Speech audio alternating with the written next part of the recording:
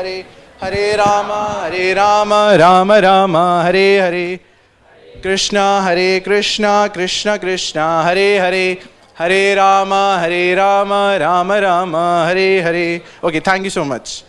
Okay, so we are truly blessed for having this opportunity to gather in the association of devotees and enlightening discussion, which will deepen our spiritual journey. Today, it's just not about asking questions, but also about finding answers that will help us nourish our soul and bring us closer to Krishna. So before we begin, let's prepare our hearts and minds with a wonderful kirtan. So to set the mood for today's event, let's welcome the Perfect Harmony Club with a loud Haribol, Haribol. That's the energy.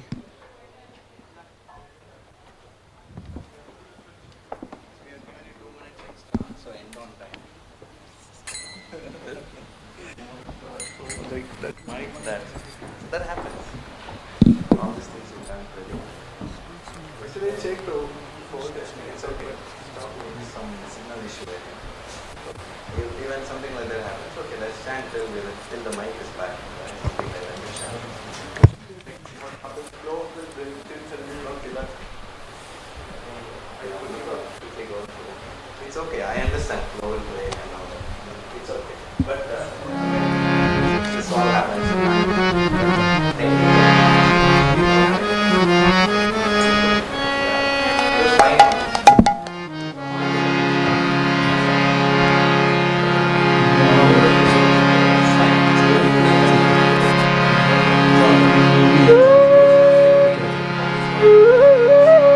Hare Krishna, Hare Krishna, Hare Krishna, Hare Bol. Hare Bol. So let us sing, chant, sway in the mellows of Harinam Sankirtan. Hare Bol. Hare Krishna.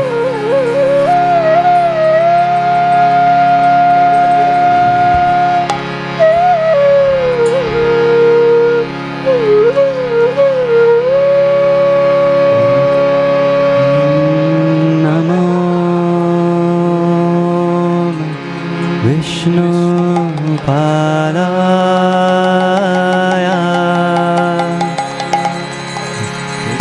Krishna Presthaya Bhutale Shrimate Bhakti Vedanta Swaminite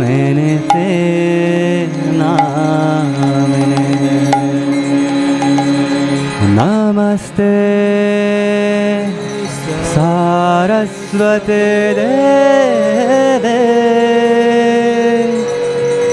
Gauravani Pracharine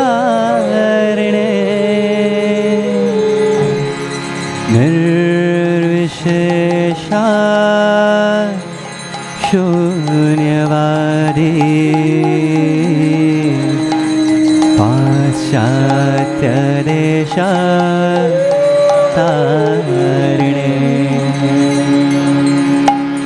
Jaya Shri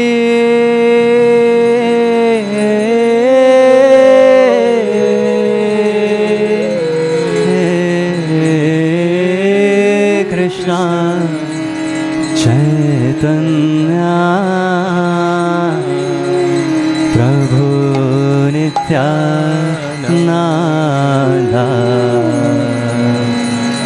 Shri Advaita Gadadhar Shri Vasadi Gaura Bhakta Vrinda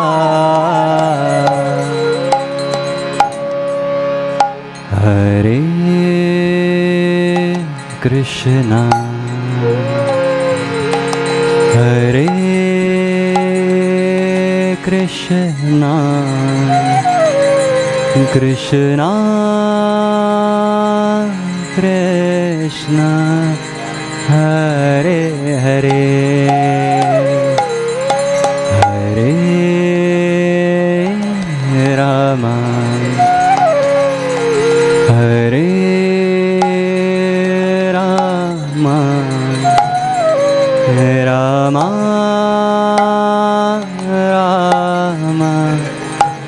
Hare Hare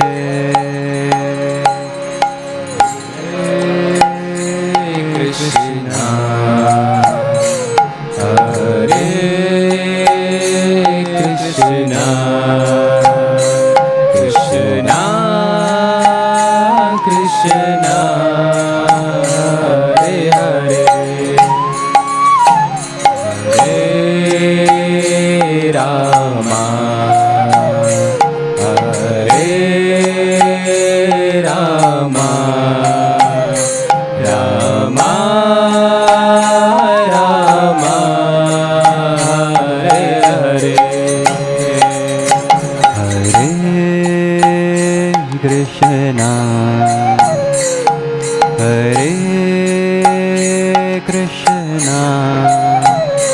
Krishna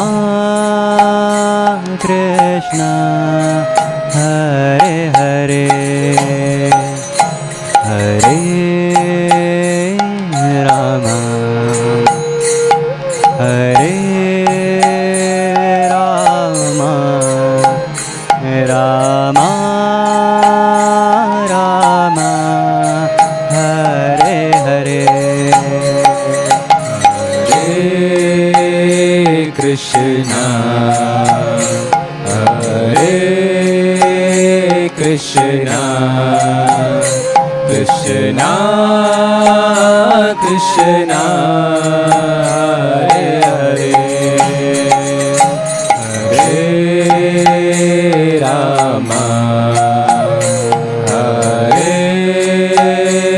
Rama Rama Rama Hare Hare Hare Krishna Hare Krishna Krishna Krishna Hare Hare Hare Rama Hare Rama Rama Rama Hare Hare Hare Krishna Hare Krishna Krishna Krishna Hare Hare Hare Rama Hare Rama Rama Rama Hare Hare. Everyone. Hare Krishna Hare Krishna Krishna Krishna Hare Hare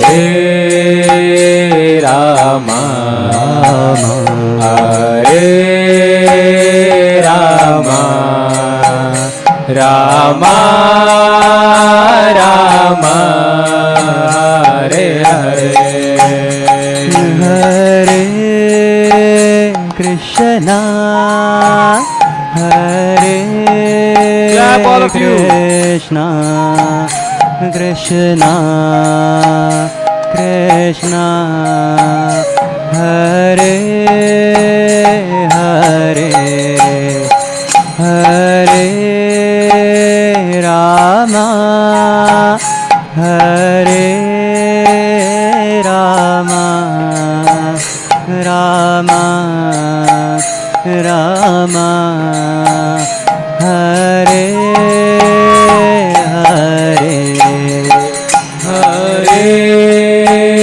Krishna Krishna Hare Krishna Krishna Krishna Krishna Hare Hare Hari Bol.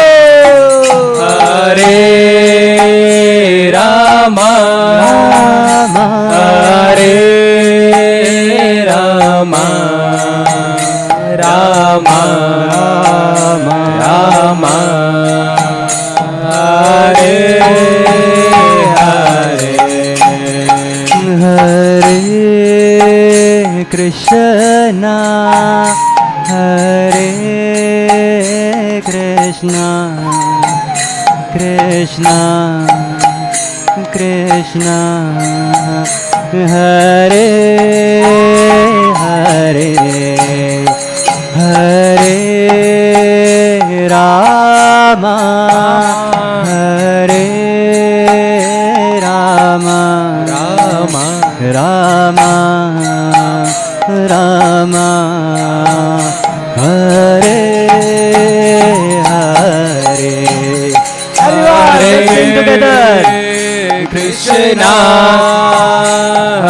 Hare Krishna, Krishna, Krishna, Krishna, Krishna, Hare Hare, Hare Rama, Rama, Hare Rama, Rama, Rama, Hare Hare, Hare Krishna, Hare Krishna, Krishna, Krishna, Hare Hare, Hare Rama, Hare Rama, Rama, Rama, Hare Hare, Hare Krishna, Krishna, Hare Krishna, Krishna, Krishna, sing along, Krishna, Hare Hare, Hare Rama, Hare Rama, Rama, Rama, Rama, Hare Hare, Hare Krishna, Hare Krishna, Krishna, Krishna, Hare Hare, Hare Rama, Hare Rama, Rama, Rama, Hare Hare. Everyone. Hare Krishna, Hare Krishna, Krishna, Krishna, Hare Hare, Hare Rama, Hare Rama, Rama, Rama, Hare Hare, Hare Krishna, Hare Krishna, Krishna, Krishna, Hare Hare, Hare Rama, Hare Clap, everyone. Rama, Rama, Hare Hare, Hare Krishna, Hare Krishna, Krishna, Krishna, Hare Hare, Hare Rama, Hare Rama, Rama, Rama, Hare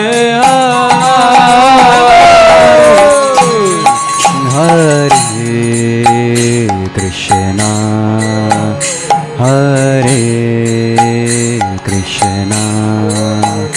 Krishna Krishna Hare Hare Hare Rama Hare Rama Rama Rama Hare Hare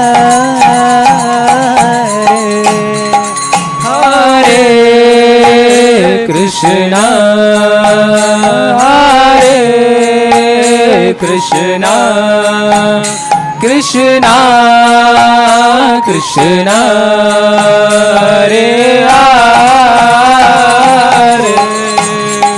Hare Rama Hare Rama Rama Rama Hare Hare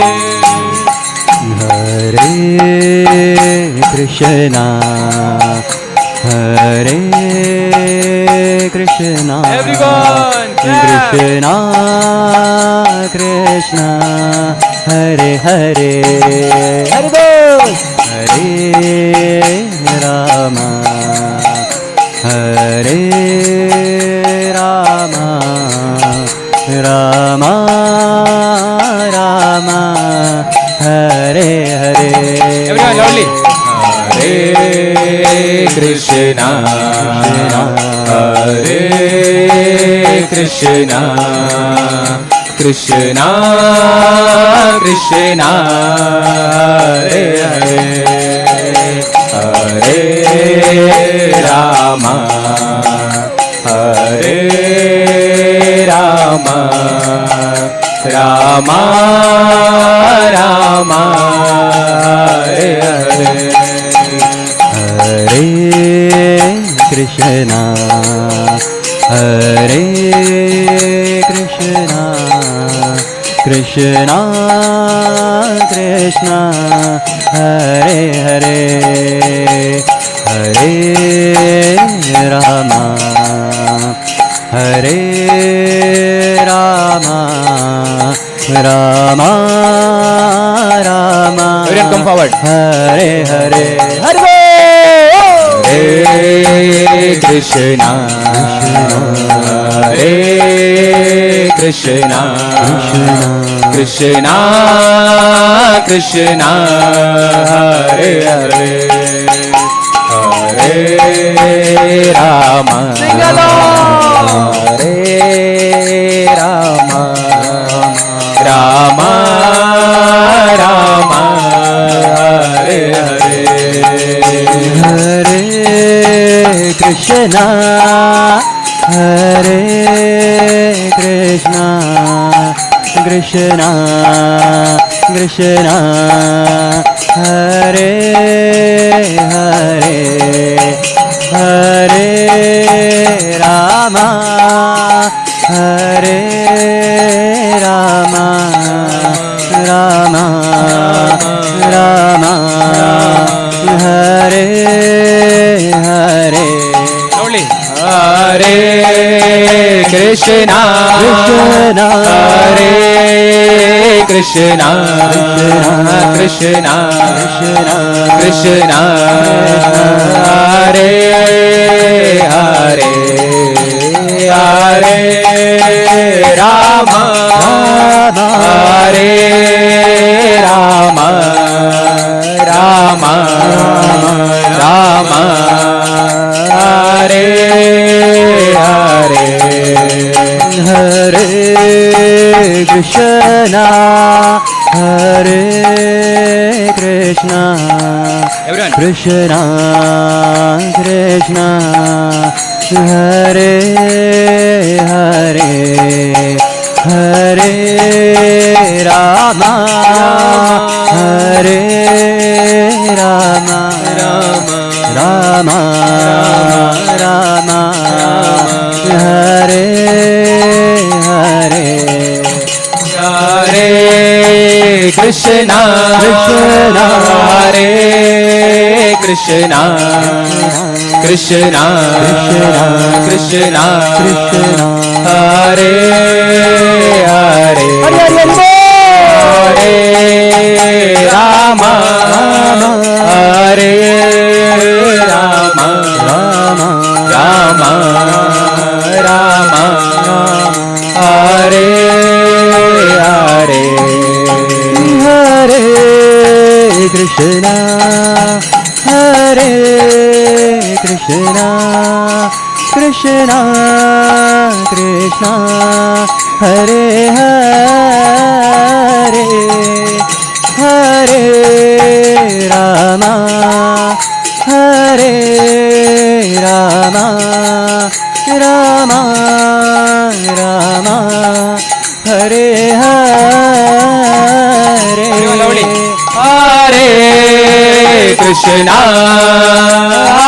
Krishna Hare Krishna Krishna Krishna Hare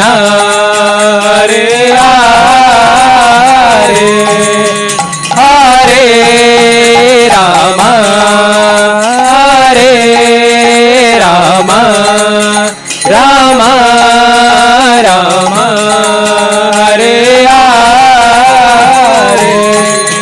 Hare Krishna Hare Krishna Krishna Krishna Hare Hare Hare Rama Hare Rama Rama Rama Hare Hare Hare Krishna Hare Krishna Krishna Krishna Hare Hare Hare Rama Hare Rama Rama Rama Hare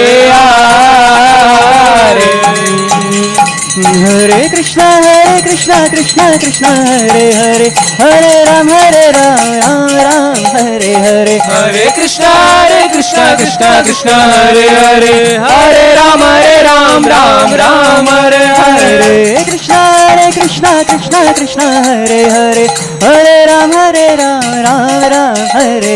Hare Krishna Krishna Krishna Hare Hare Hare Ram Ram Ram Hare Hare Hare Krishna Krishna Hare Hare Hare Ram Ram Hare Hare Hare Krishna Krishna Hare Hare Hare Ram Ram Hare Hare Hare Krishna Krishna Hare Hare Hare Ram Ram Hare Hare Hare Krishna Krishna Hare Hare Hare Ram Ram Hare Hare Hare Krishna Krishna Hare Hare Hare Ram Ram Hare Hare Hare Krishna Krishna Hare Hare Hare Ram Ram Hare Hare Hare Krishna Krishna Hare Hare Hare Ram Ram Hare Hare Krishna Krishna Hare Hare Hare Ram Ram Hare Hare Hare Krishna Krishna Hare Hare Hare Ram Ram Hare Hare Hare Krishna Krishna Hare Hare Hare Ram Ram Hare Hare Hare Krishna Krishna Hare Hare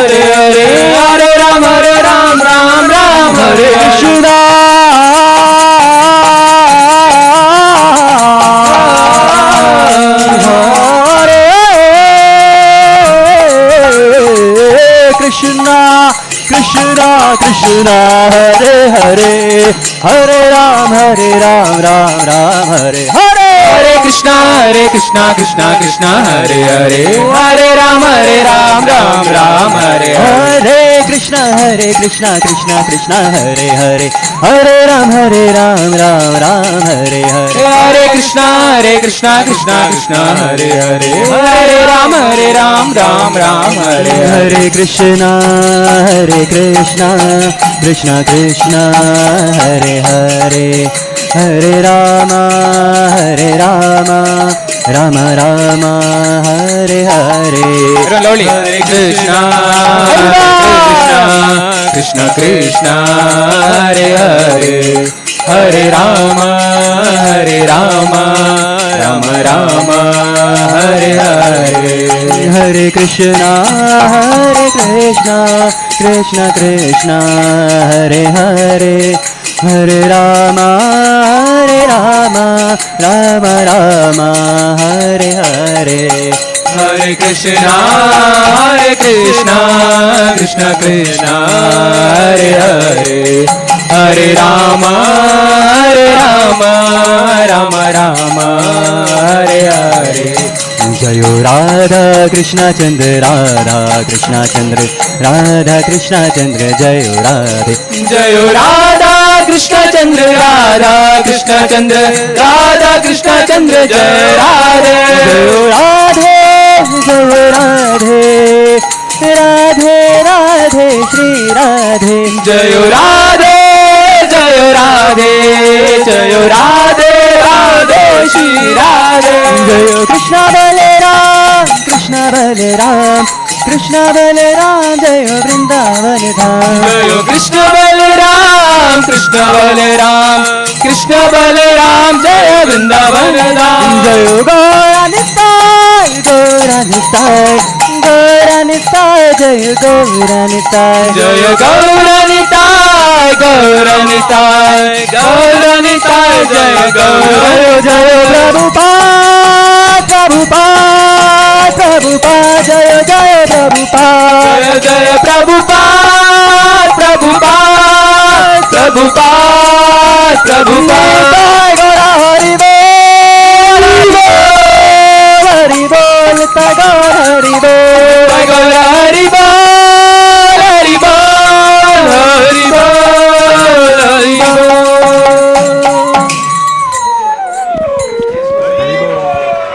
Haribol! What a mesmerizing performance by our Perfect Harmony Club. Isn't it, folks? Can we have a huge round of applause and a loud Haribol? Haribol! So now I request the Perfect Harmony Club members to introduce themselves. Hare Krishna.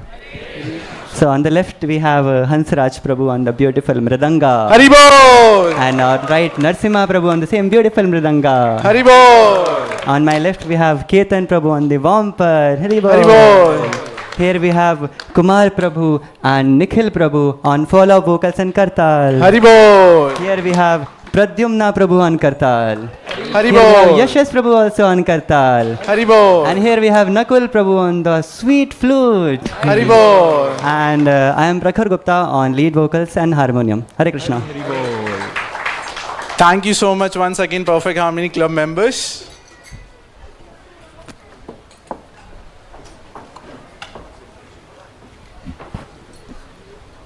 So folks, do you know there are places in Bangalore where you get everyday delicious prasadam, safety, hygiene, like-minded people? I know, of course, temple, but there is one more place which is known as Folk Residency. So eyes on the screen, please.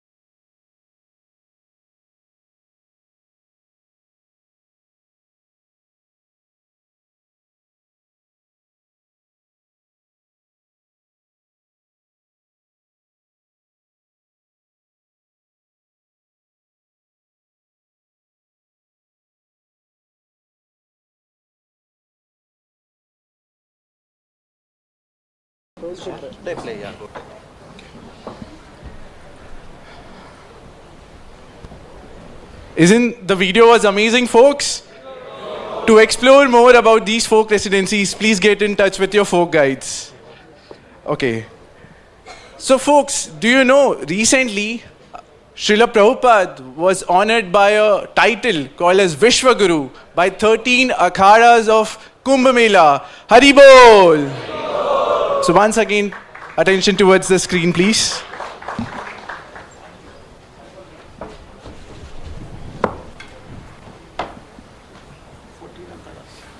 Prabhu said 13. Keep it now only. Go keep it now. 14 akhadas. Sorry? 14 akhadas. 13 only, no? 13 akhadas. 14. Okay, so no problem. तो बाद में करेंगे bro बाद में जब भी आप करेंगे एंड में करिए लाइक ऑलरेडी पोस्टर है QR कोड भी है पोस्टर दिखा सकते हैं थोड़ा अच्छे से थोड़ा time okay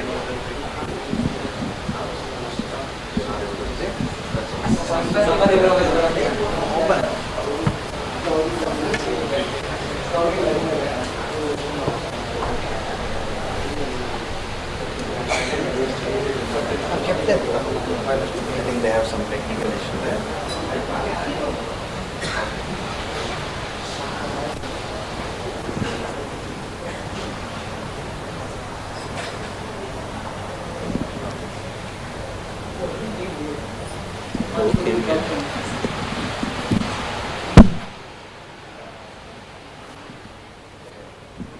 So, here we have the lights. Okay.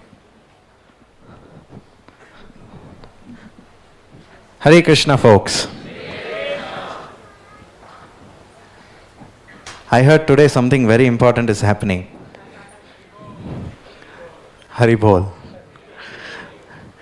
There's something important happening to deepen illusion.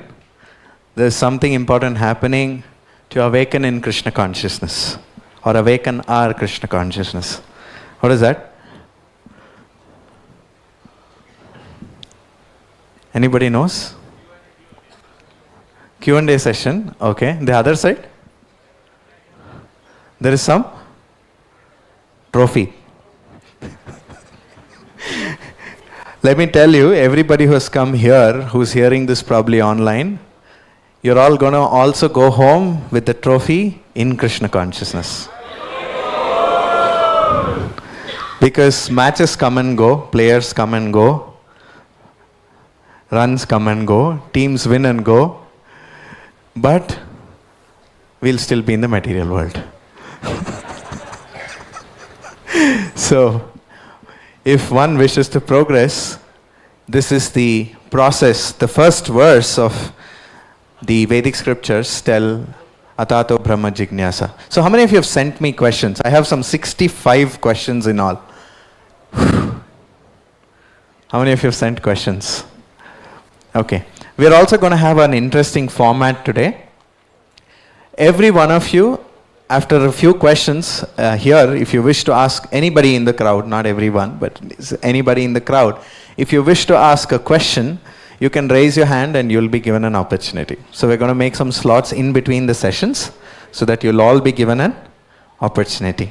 So are you all ready for the question and answer series? Are you all ready to awaken your Krishna consciousness? For the most awaited session, I now invite His Grace Sampati Prabhu.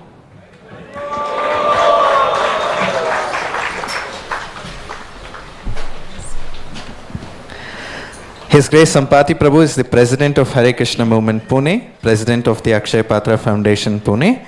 He is also the Vice President of ISKCON Bangalore. Shri Sampati Prabhu holds a bachelor's degree in Electrical and Electronics Engineering and previously worked as a design engineer at Tata Group Companies, Mumbai. Inspired by the teachings of Srila Prabhupada, he has been serving as a monk for nearly 2 decades now, dedicating his life to Krishna consciousness and social welfare. As a renowned speaker and trainer, Shri Sampati Prabhu has extensive experience in designing and conducting personality enrichment workshops and seminars based on the principles of Bhagavad Gita. His engaging sessions blend the scriptural wisdom with real-world applications, making them both highly inspirational and deeply practical.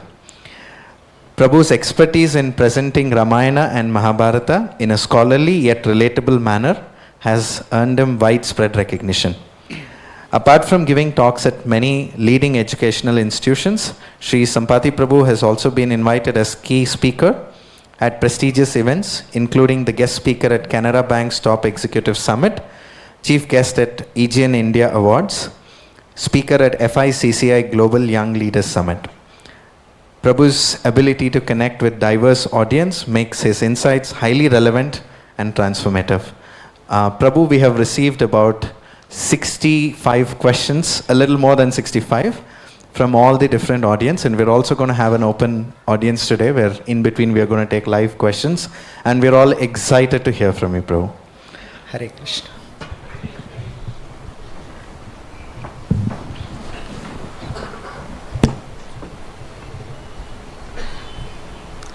First we'll offer prayers.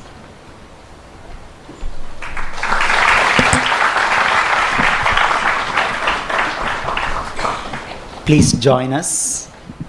Namo Vishnupadaya Krishna Presthaya Bhutale Srimate Bhakti Vedanta Swaminiti Namine Namaste Saraswate Deve Gauravani Pracharine Nirvishesha Shunyavadi Paschatya Deshatarine Jaya Shri Krishna Chaitanya Prabhu Nityananda Shri Advaita Gadadhara Srivasadi Gaura Bhakta Vrinda Hare Krishna Krishna Krishna Hare Hare Hare Rama Rama Rama Hare Hare. Thank you so much. The first question for today is from Ramayana Prabhu. Can you please shed some light on the Leela of Lord Ramachandra praying and asking Varuna to give way through the sea to go to Lanka? In Ramayana, we see Lord Ramachandra offering prayers to Varuna Deva, the god who is in charge of water bodies, especially oceans. So one may ask this question, if Ram is a supreme lord, why is he praying to Devata like Varuna Deva? In Srimad Bhagavatam 5th canto it is mentioned, Martyavataram Martya Iha Shikshanam. When Supreme Lord comes, Martya Avataram, Avatara is incarnation in this world, he comes for Martya Iha Shikshanam, to teach, to set examples, he comes. So throughout his life in Ramayana, it's not that all the time Lord Ram is proving that he is a supreme Lord. That is not the intention, that is not the purpose of that incarnation. Ramayana, Lord Rama's purpose is more or less to set right examples, right standards. So as a responsible king is responsible for many things, and one of the things is he has to set example of respecting every personalities who are in charge of various things. So in the beginning, Lord Ramachandra offered prayers to Varuna Deva, and Varuna Deva got confused and he did not recognize it is Supreme Lord Rama. So he didn't pay attention. There are multiple perspectives, but this is one of the perspectives. So he didn't pay attention to Ram. So Lord Ram did meditation for 2-3 days and Varuna did not pay attention. So after that, Lord Ram became furious. He got angry. He looked at the entire ocean with great anger, and the whole ocean started, evaporating. And then Varuna Deva understood he is none other than Supreme Lord. I can't ignore. And then Varuna appeared and he said, what can I do for you? So why Ramachandra prayed to Varuna Deva? It to set an example that we have to respect anybody who is in charge of somebody. We can't Ramachandra is first of all behaving as if, number one, he is an ordinary human being, number two, as a responsible king. And when these two things do not sometimes prominently work, then Ramachandra reveals himself that he is Supreme Lord. So there is no compromisation on his supremacy. That is not the only way to see every activity that Rama says. What is the main mood? What is the main theme of Ramayana? It is Iha Martya Shikshanam. It is to give education to all of us how to live our life in this world. So that is the main purpose. Thank you, Prabhu. Next is a very interesting question related to Kumbh Mela. I got sick right after taking bath in Kumbh Mela. If all my karmas were washed away by taking the dip in the holy rivers, why did I get sick? No, I'm not making up the question, bro. It is actually here. How many of you went to Kumbh Mela? Many of you. How many of you fell sick? Okay. So, it is a fact, as per scriptures, when we take bath in holy rivers like Ganga, Yamuna, Saraswati, there are many more rivers. So, our sin goes away. There is no doubt about it. Then the question is, if my sin went away, then why did I fall sick? Falling sick is a result of some papa karma. So Srimad Bhagavatam gives very nice answer. Shukadev Goswami gives an answer to Parikshit Maharaj. It is something like Hasti Snana. Hasti means elephant. So elephant goes into river and it nicely takes bath. And moment it comes out of the taking bath, it takes all the mud and puts on its body. So what is the use of taking such bath? So Shukadev Goswami says, some of these rituals are like this. You may purify yourself by taking bath in these holy rivers, but the tendency to commit papa, sin, does not go away. Let us first understand A and B. A is my old papa karma. So that will definitely go away. B, what is B? My tendency to keep committing sinful activities.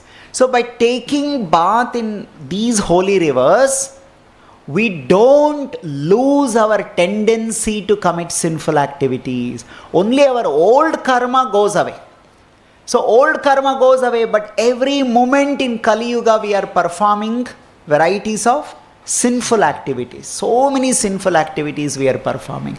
So actually Srimad Bhagavatam says, it is in one sense it is not really so great simply to go and take bath in such holy rivers. That is because the moment you come out, again you commit sinful activities. In the river itself you may commit sinful activities. The moment you come out of the river you may commit sinful activities. So we are always committing sinful activities. That does not go away. When will it go? When will it not only I lose my old papa karma, I also get rid of the disease or the tendency to commit sinful activities, is only when you come in contact with a pure devotee in your life. That is the only solution. It is said in scriptures, when somebody takes bath in Ganga river for 100 times, then one may get a chance to come in contact with a pure devotee. And when you come in contact with pure devotee, not just your papas go away, also the desire and the tendency to commit sinful activities also go away. That is why in Srimad Bhagavatam this verse comes, Tava kathamritam tapta jivanam kavibhir iditam kalmashapaham bhuvi granantiye bhurida janaha. Bhurida janaha. These great devotees are called Bhurida janaha. And when we come in contact with them, because of their potency, because of their power, tirthi kuruvanti tirthani. Scripture say these holy places and holy rivers are called tirtha kshetra. But those tirtha kshetras become pure when pure devotees go and take bath in river. When Ganga Devi was coming down, when Bhagiratha did tapasya, he wanted Ganga Devi to come down. So Ganga Devi was very hesitating. Oh, if I go to Bhuloka, this earthly planet, people are very sinful. They come and they take bath in me. They leave all their sin. You know, nowadays, not only people leave their sin, they also leave their dirty cloths there and come. Did you see that? So disgusting. Sin is not visible.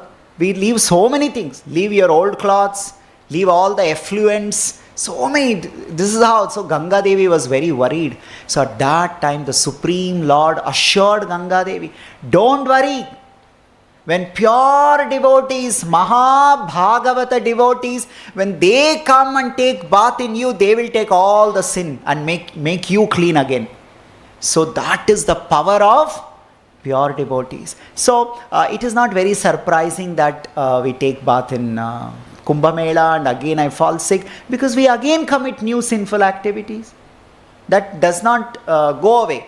So when you come in contact with a pure devotee like Srila Prabhupada, our tendency to commit sinful activities start going away. That is a real miracle. The real miracle is not losing the sin. The real miracle is losing the sinful attitude. And that sinful attitude goes away when we come in contact with pure devotee. So whether you went to Kumbh Mela, did not go to Kumbh Mela, if you are in touch with Srila Prabhupada, you are every day taking bath in all the holy rivers of this world. That is the power that we should know this as per Srimad Bhagavatam. Prabhu, I'd like to open up the stage for audience to ask questions. So if there's anybody in the audience who would like to ask any questions, you could raise your hand. Yes.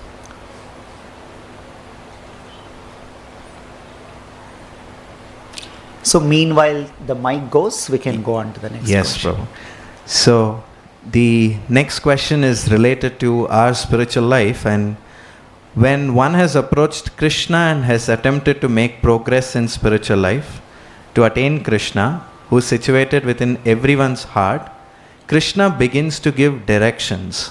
Will all those directions for sure take us to Krishna or away from Krishna? How to know about the direction in the heart? So the direction that Krishna is giving in our heart, we will know only when we verify those directions with Guru, the instruction of the spiritual master. We have to see what is coming in my heart. Is it matching with what my spiritual master is saying? What is coming in my heart? Is it what scripture is saying? What is coming in my heart is what I see in the practice of the sadhus. Guru, Sadhu, Shastra. So if I don't verify, then it's not necessarily Krishna is speaking.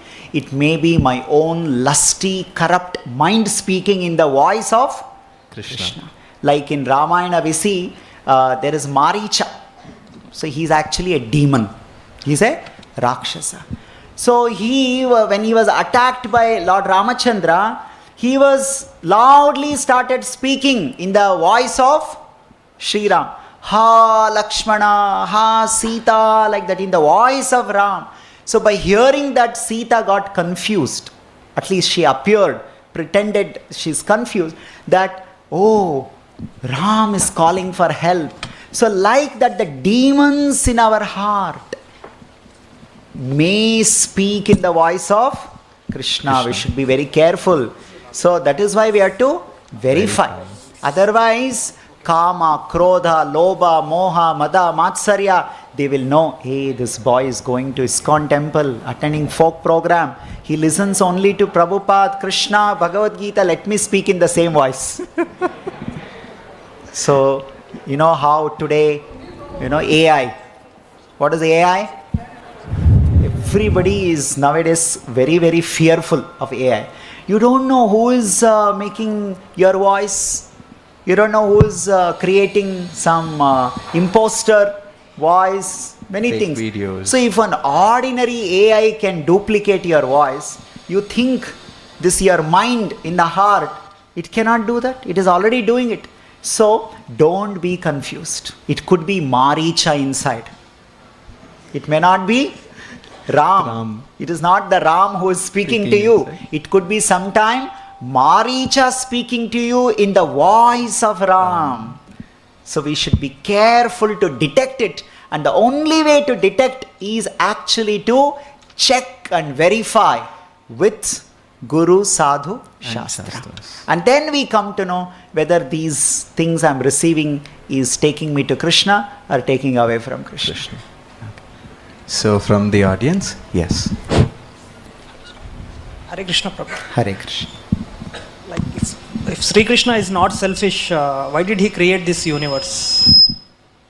If Sri Krishna Is not selfish, why did he create this universe? And he's expecting all the souls to do his puja, bhajan, seva, everything, all these things. So what is the purpose of this universe? Why?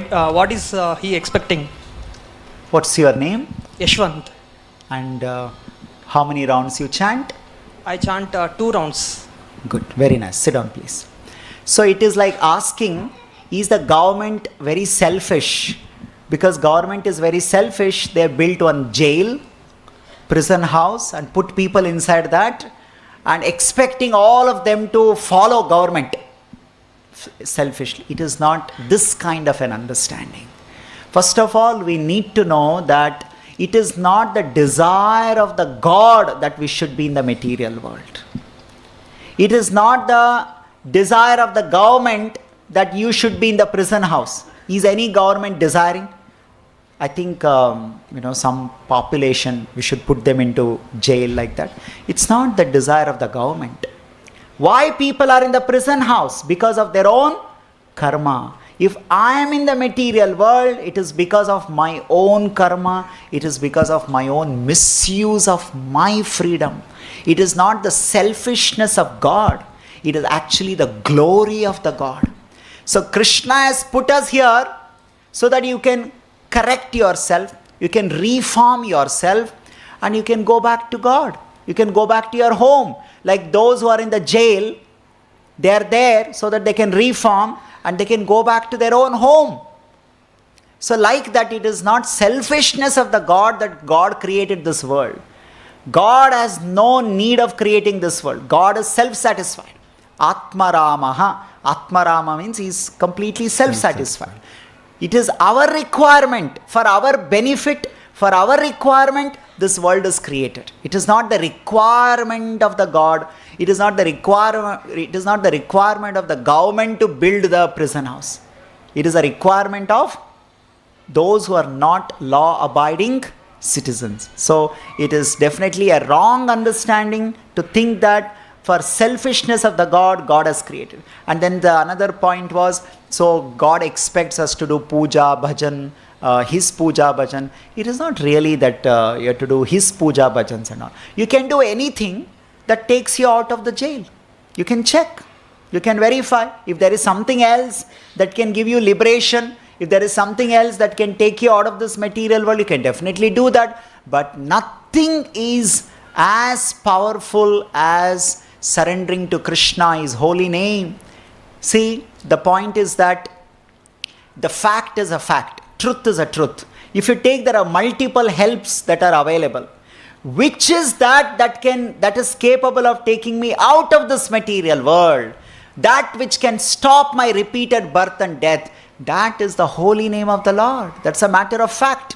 So, taking that available help, we should not see, oh, it is, their selfishness. No, that is their mercy, that they are giving us free of cost. Is Krishna giving free of cost? All these things.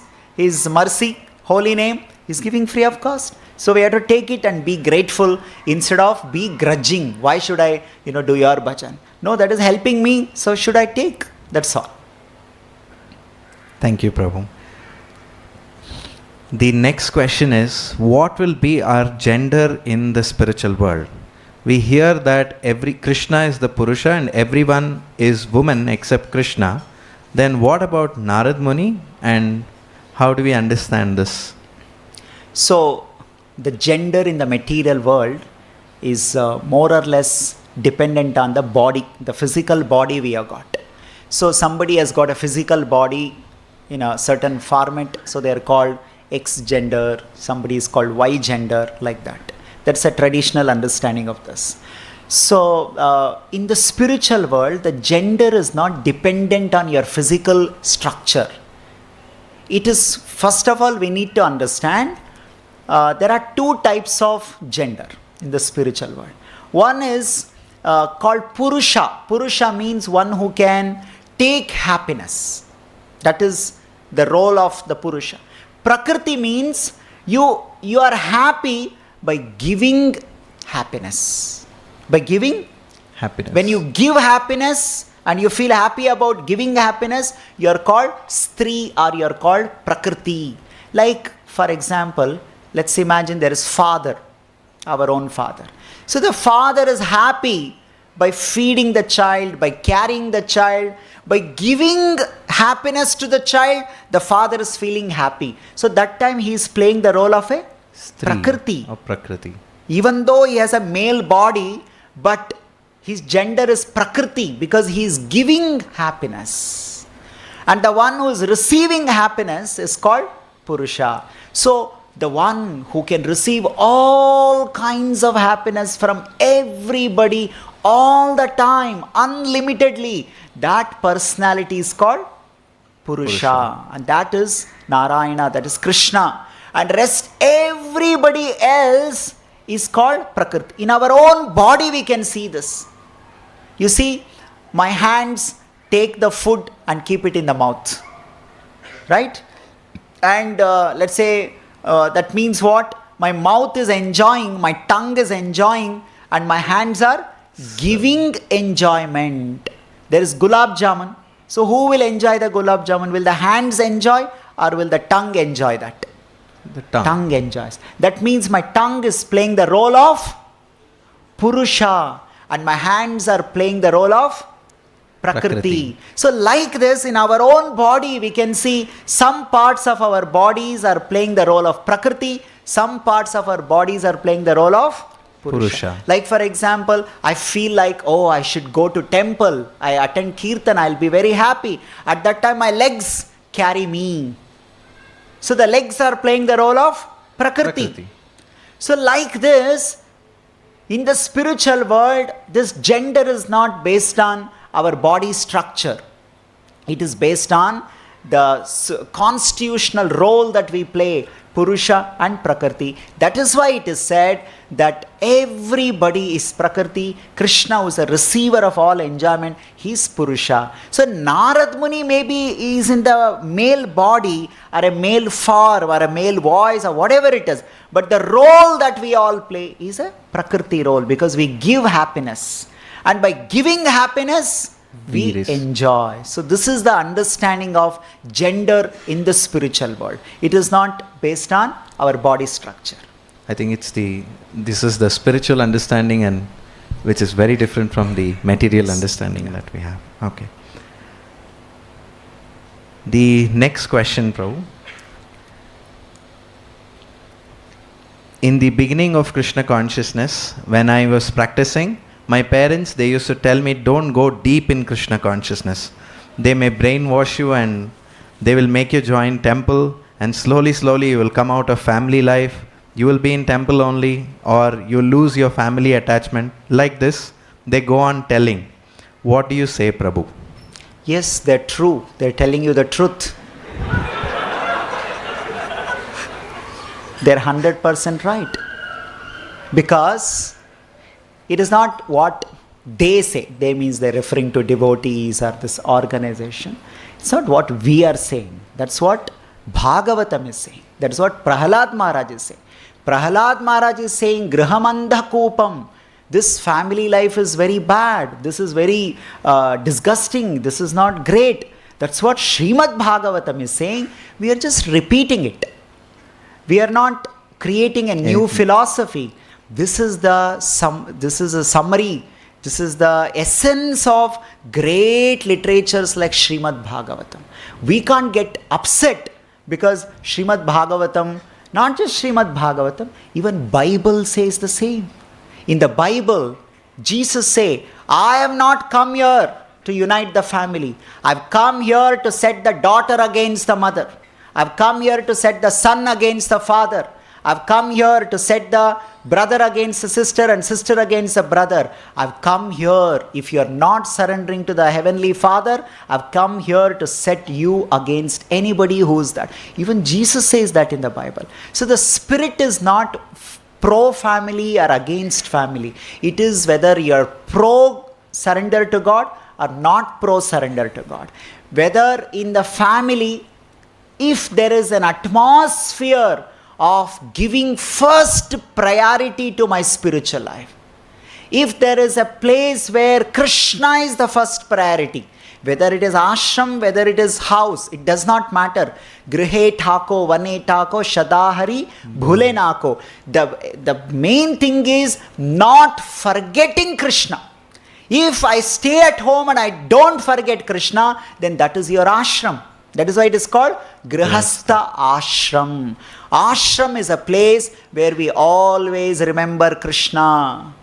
So if by staying in some place, if I don't remember Krishna, if I forget Krishna, if my life makes me go away from Krishna, then when everybody is saying, the scripture is saying that is a wrong place to be there.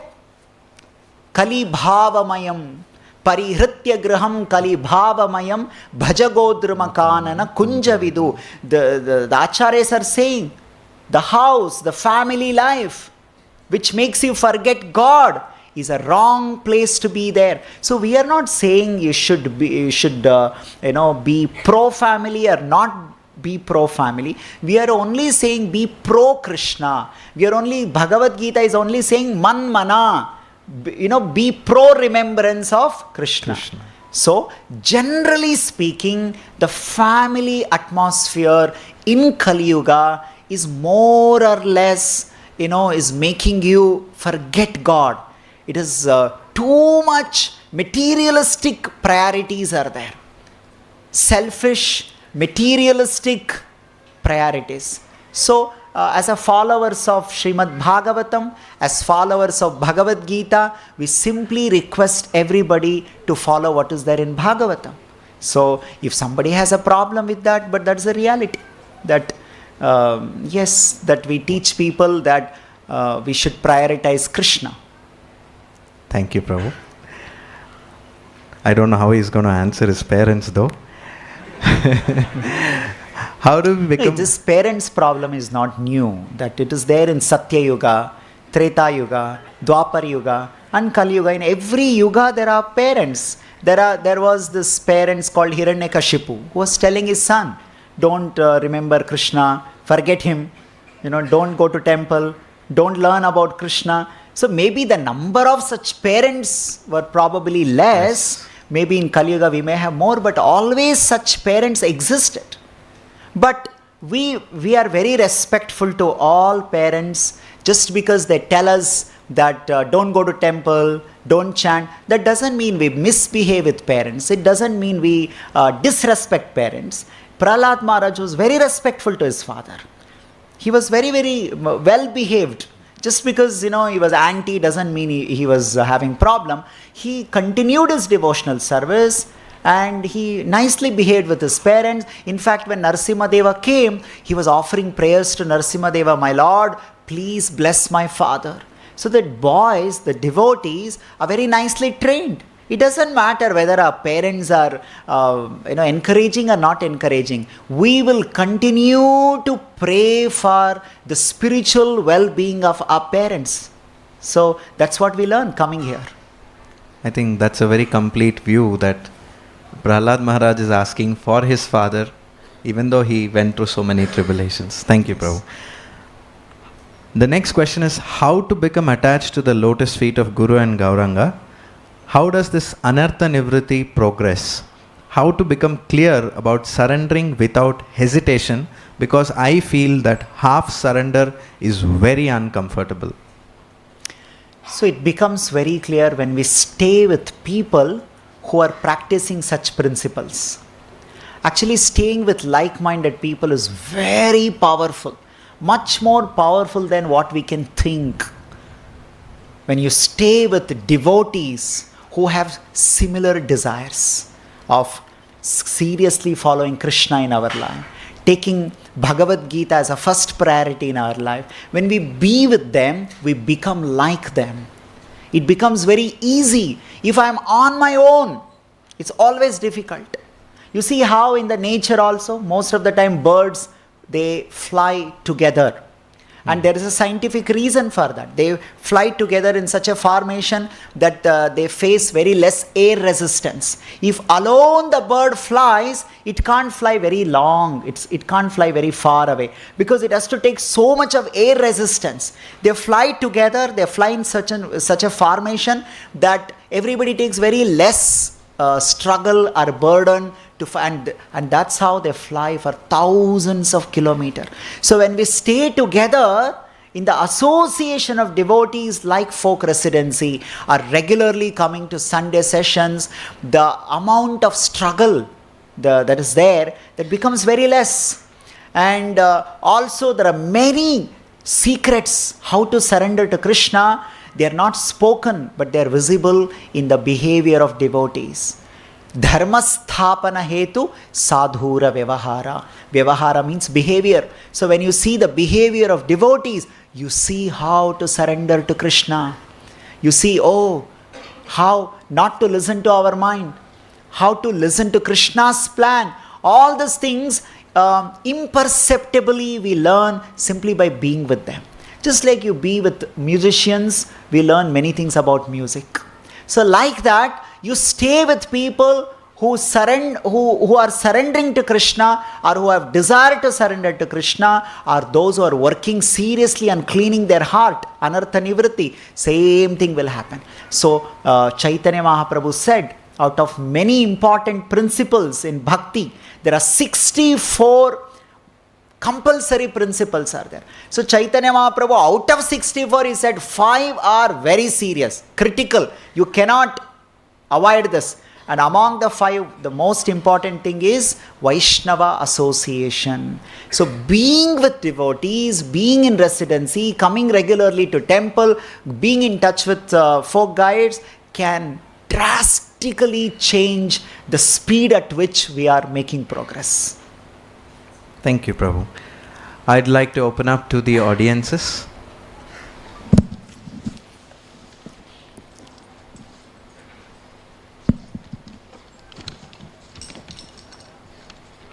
Hare Krishna, Prabhu. Hare Krishna. I just wanted to ask about effulgence and Keep the mic close. effulgence and opulences, which is mentioned in spiritual world. They say everything is self-effulgent. Yes. And also when Uddhava in his Uddhava in his childhood, he was very thin, or he was not that much of good looking, or he was having some stomach ache and he was hiding his stomach when he was meeting his mother and all. But at the end, when he comes to meet gopis, all gopis see him as almost as Krishna, effulgent. And how do we understand this? And Please sit down. So in spiritual world, everything is self-effulgent. Na tad bhasayate suryo na shashanka na pavakaha. You do not require illumination of sun, illumination of moon, illumination of electricity, illumination of light to see something. You see, you are able to see me and I am able to see you because of the light. If the lights are switched off, nobody is able to see anything. So we are not self-effulgent. Actually, originally the soul is self-effulgent because we are part and parcel of Krishna. Krishna is self-effulgent. Soul, Atma is self-effulgent. You can just think of an example. Imagine there's a bright light. It's giving a lot of light. And you take one steel vessel and put on that. So now is there any light coming out? The light is now eclipsed, covered. So like that, Atma is self-effulgent. Because of the material body, that self-effulgence is now covered.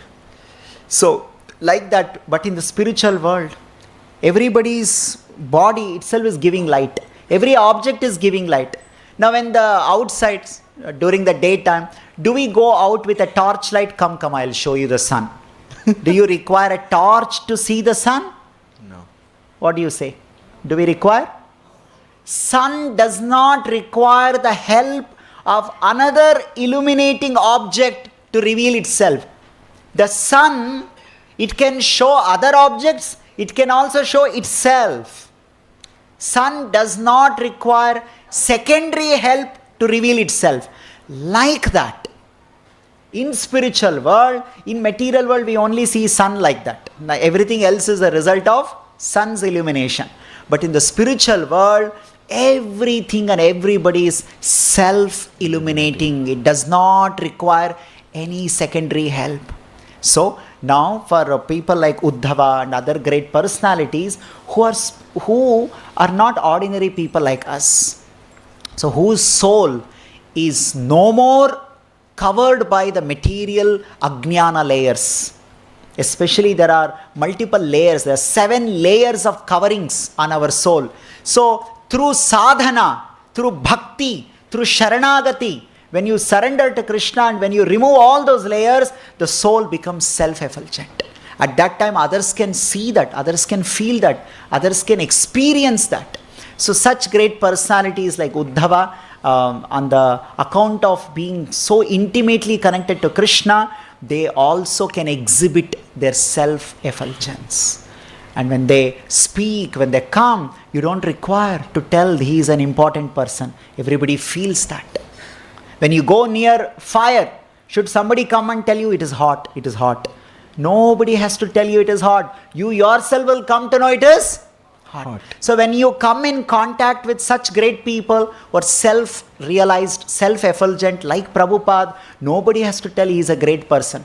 Everybody will know by just coming to that person, yes, he is a self-person, like that. When you go near a huge mountain, let's say Himalayan mountain, nobody has to tell you it is very tall. You yourself will know it. So like that. Hare. The next question relates to the economic position of a devotee. How to shut down the outside noise, especially when I am materially struggling in the society. I believe in Krishna and Guru, but how do I cope with it, Prabhu? I feel like I display a poor image of ISKCON when I say I practice Krishna consciousness. So can you a little bit elaborate what it means? It means that I believe in God, I believe in Guru and Krishna, but I feel that because I'm materially struggling, when I say I practice Krishna consciousness, I'm presenting a bad image of ISKCON. Probably what the devotee means here is that they are very qualified people in ISKCON, and probably I am showing myself I'm not economically doing well, I'm struggling with maybe my job or education. And when I say I am also practicing Krishna consciousness, I am presenting a very bad image of ISKCON. Not really, it is not at all true. First of all, anybody and everybody can be devotee of Krishna. Educated, uneducated, rich, poor, whoever it is, doesn't matter. Krishna himself says in Bhagavad Gita, Brahmanas, Panditas can be his devotees, the Papa Yonayaha can be his devotees. He does not discriminate like that. And so sometimes we may think, if like let's say I'm a failure in some education, if I say I'm a follower, what will people think? Doesn't matter. So we should not be ashamed that being a follower means I have to be a great person only. Your greatness is not because of who you are materially. Your greatness is you have taken shelter of Krishna. That's what scriptures say. The greatness of the soul is not a temporary material position that you are a prime minister, you are a rich man, you are a topper of your class. That is an extra addition. There can be many so-called great people, but they have not taken shelter of Krishna. So that is not what we should be thinking. We think that because I've taken shelter of Krishna in my life, that is the most important thing. What Krishna says in Bhagavad Gita, Mahatmanastu Mam Partha Daivim Prakritim Ashritaha. Those who have taken shelter of bhakti, those who have taken shelter of Krishna, Krishna calls them as Mahatma. Not an ordinary word. This title is given by Krishna himself. And Krishna there, he did not say you are poor, rich, educated, uneducated, topper or a failure. No. You have taken shelter of Daivi Prakriti, that is Bhakti. So then you are a Mahatma. So one need not feel discouraged just because of my material situation. Maybe I'm presenting organization in poor light. Not necessary. If my behavior is good, if I have a very good behavior as a devotee with devotional qualities, as Krishna tells in 12th chapter, there are many devotional qualities are there. Right? Well-behaved devotee is much more presentable than so-called materially well-to-do person, but whose behavior is not based on devotional qualities. So Krishna would prefer a devotee with devotional qualities irrespective of material position than a not well-behaved person with so-called material position. So our behavior is more important. And there are many devotees of Krishna and many devotees of Chaitanya Mahaprabhu who are not so materially well-to-do. And they were all considered as great devotees by Krishna himself, like Sudama. He was a very poor person. And today we all remember Sudama. He is a very poor person, but he is a devotee of Krishna. So we all remember how nice devotee he is, irrespective of his material position. Like that, there are many people who are illiterate. Weren't there also great kings like Arjuna? Pandavas were great kings, they were rulers, and they were also devotees of Krishna. Yeah. So when they say Krishna is the Supreme Lord, wouldn't that be a greater preaching? Of course, that will give you extra help. If somebody like that, Imam Rajarshayo Viduhu, great kings like Janaka, this Arjun and all that is an extra inspiration for people. That does not mean that others who are not like kings, others who are not toppers, others who are not rich, they are not supposed to be devotee. It doesn't say like that. It's an extra advantage, it's an extra inspiration to have such people. But that is not compulsion. It is not the must compulsory requirement to be a devotee like that. So we need not internally feel bad because of my material situation. Thank you, Prabhu. The next question. I want to surrender my life to Prabhupada, but I have a dependent mother at native. So how shall I deal with this situation, Prabhu? Please help me. So first of all, if somebody has such desire, I want to offer my life, that's a very glorious desire. It's so glorious, it makes Krishna very happy. The entire Guru Parampara, Acharya Parampara will be very happy with such desire. Then the practical implementation of that will have this kind of constraints, right? The family, social, financial and all that. All these situations can be dealt with. They can all be helped. It is not an impossible task. There are devotees in our ashram who have like this kind of situation. Single mother, old mother. So the temple has extended whatever help is possible. There are some parents living next to temple.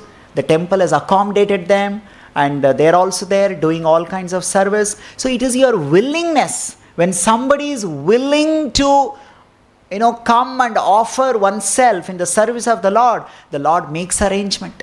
Yogakshemam vahamyaham. Krishna says, what you don't have, I will provide. And what you have, I will protect.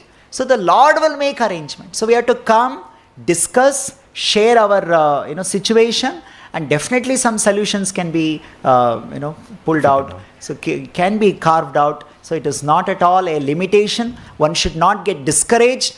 When we surrender to Krishna, there will be so many such obstacles.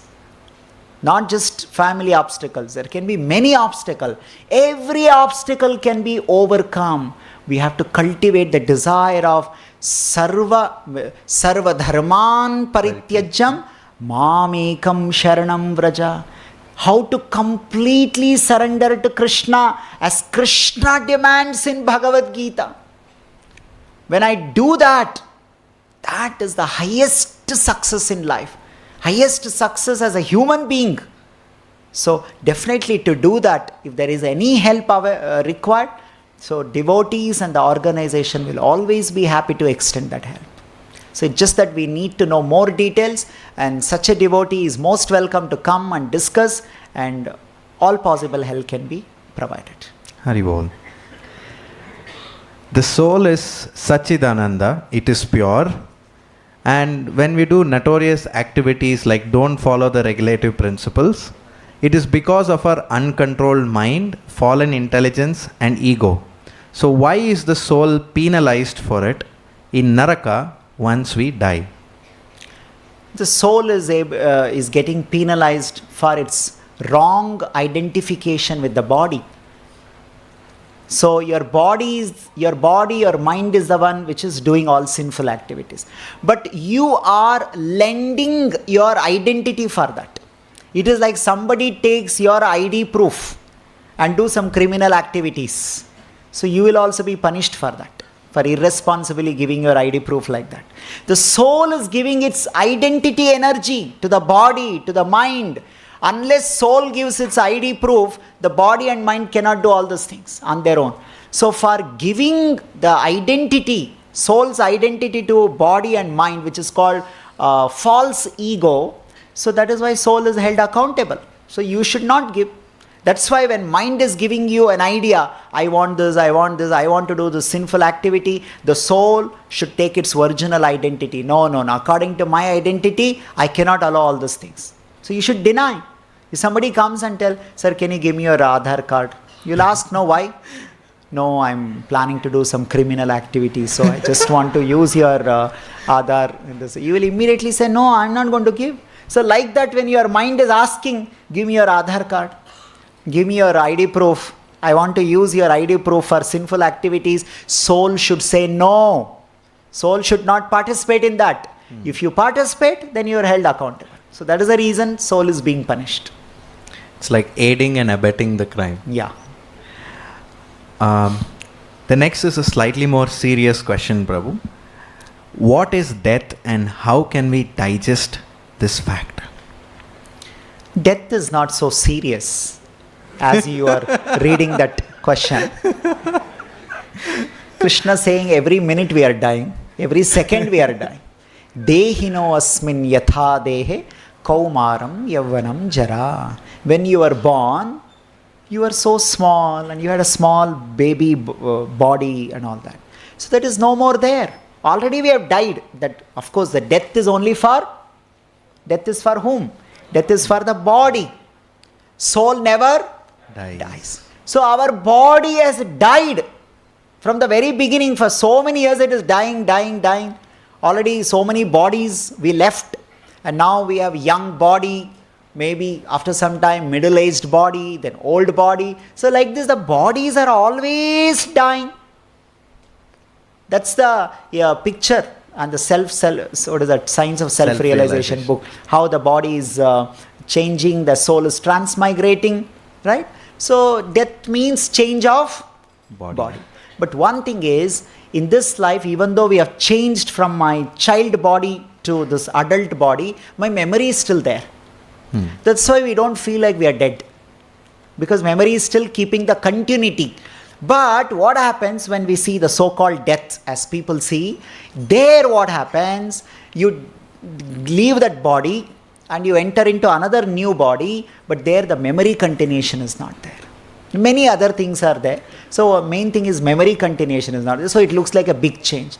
And also, like your father and mother, they are not sitting and crying, oh, I gave birth to one baby boy that is dead and now something big has come. No. They are not crying like that, because they are able to see continuity. There is some continuity. Now what happens when somebody dies at home, after that we are not able to have continuity with that. Where is that soul? I can't, I don't know. I don't know the location, I don't know the address, I can't have access, I can't communicate, I can't relate. It's all disconnected. So that is what bothering people. That is something disturbing, bothering. If we are able to, like, people go out of home for job. How many of you are away from your home? See, so many of you are away from your home. Even though you are away from your home, your parents and your whoever, they are not so disturbed because they are still able to be in touch with you. They still be able to talk to you. They still be able to have access to you. So it is not so much bothering them. But this so-called death is what is happening. Once we leave this body, we are not able to have any type of access. No communication, no access.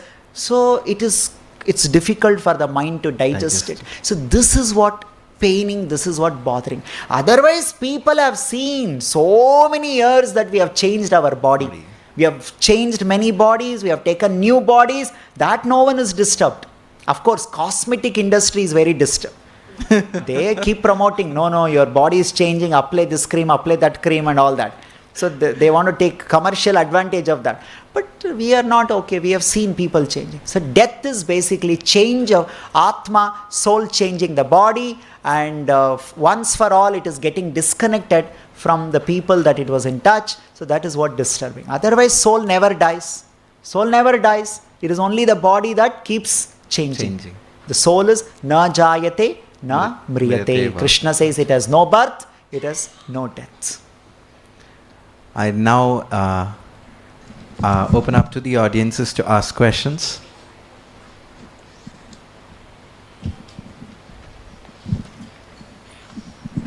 Hare Krishna, Prabhu. Hare Krishna.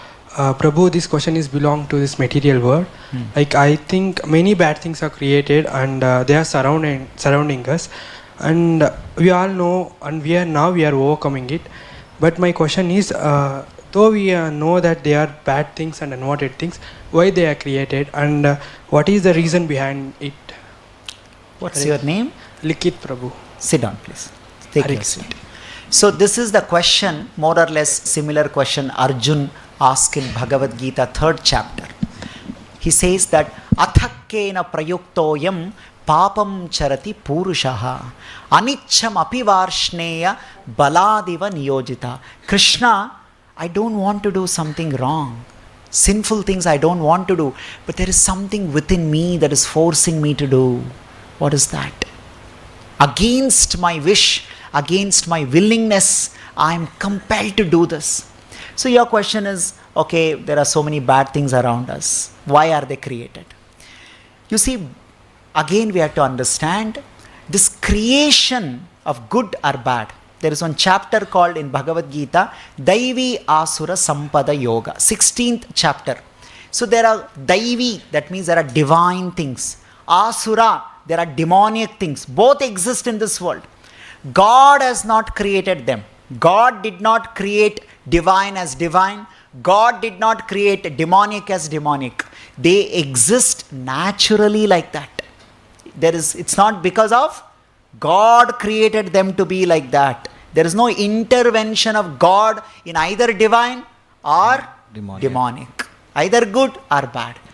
It exists as it is. Now, if I am a good person, if there are some negative or bad or sinful things around me, that will help me to bring out my good things.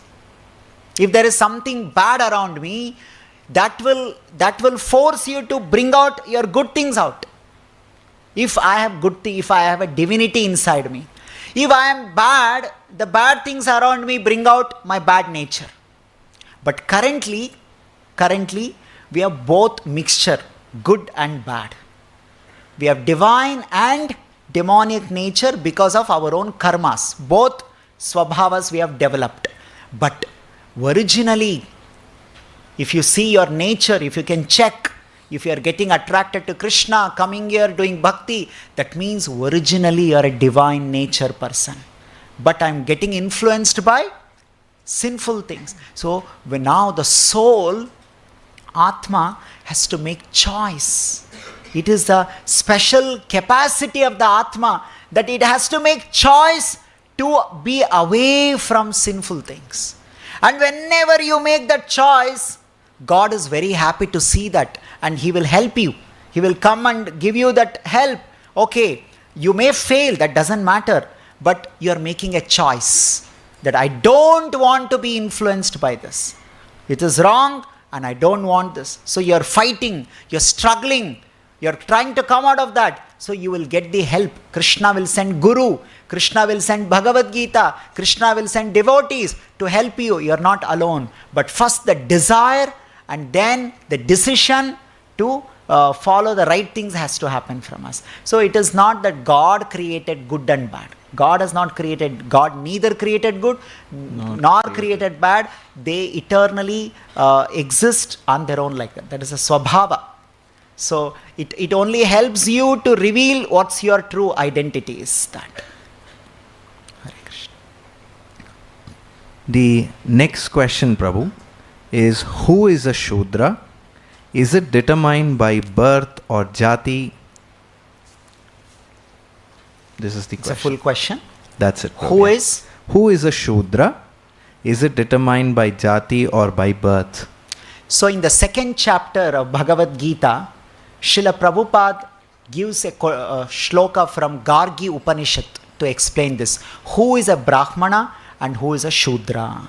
Those who do not know the value of human life, those who misuse opportunity of human life and the human body and live life like animal, they are called Shudras. This is what Gargi Upanishad says. And those who recognize the great advantage of this human body, human life, and they know the goal of human life, and they pursue this human life as per the scriptural direction, they are called Brahmana. So this is the original meaning of a Brahmana and Kshatriya. So it is not really dependent on where I am born. See, birth is one of the many parameters. This is not the only parameters. The problem, the caste system that we see is when they said the birth is the only parameter. That is when this system created. But birth is one of the many parameters. And the most important parameters are, the scripture itself says, is your samskara. Samskarat bhaved dvija. The Shastra says, how you become a Brahmana?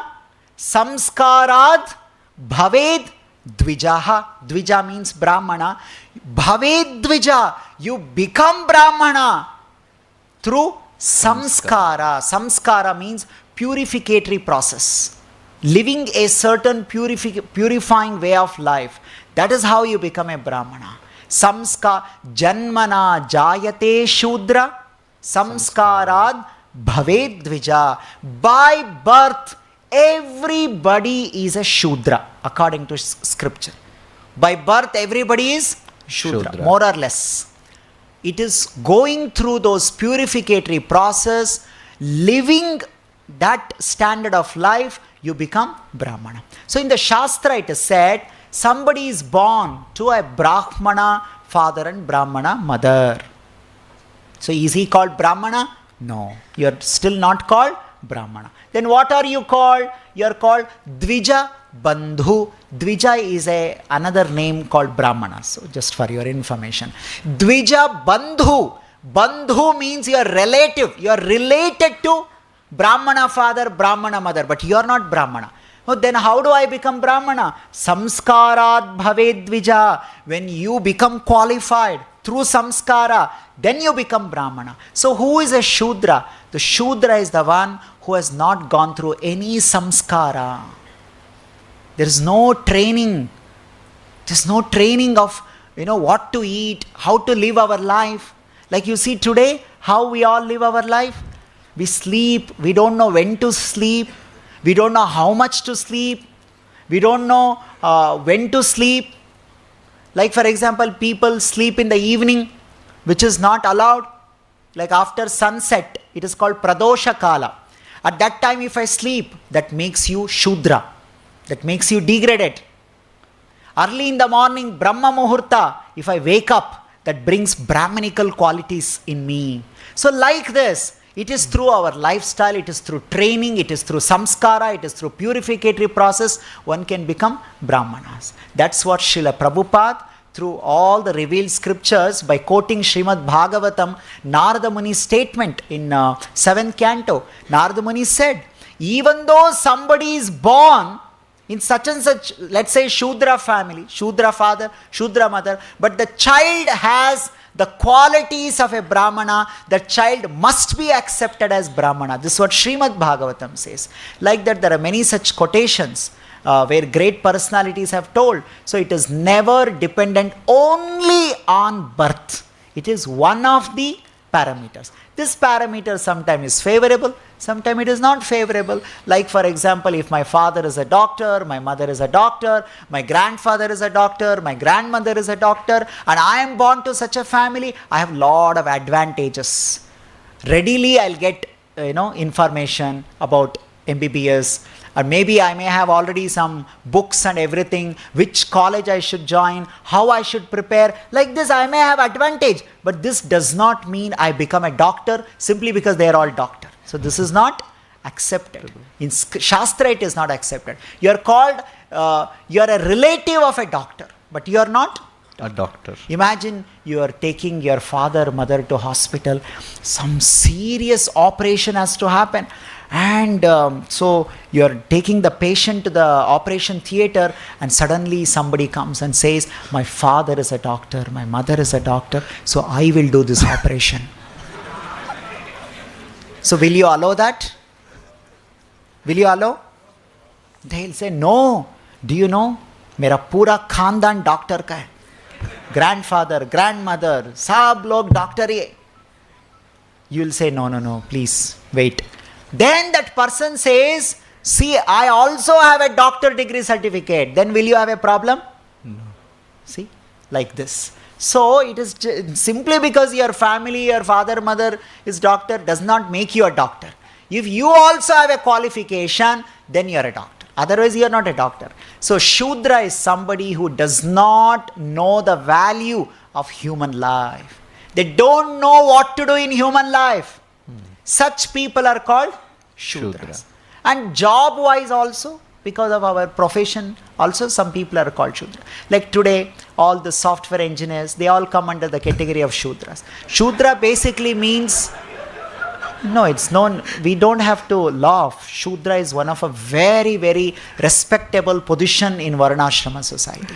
We should not demean it, we should not belittle it. It is a very respectable position. Basically, Shudra is somebody who works under others. Such a person is called Shudra. These Brahmanas, Kshatriyas and Vaishyas, they are always independent. Okay. Shudra feels very comfortable working under somebody. The Shudras are very scared of being independent. They can't be on their own. For them it is a trauma. Very scary.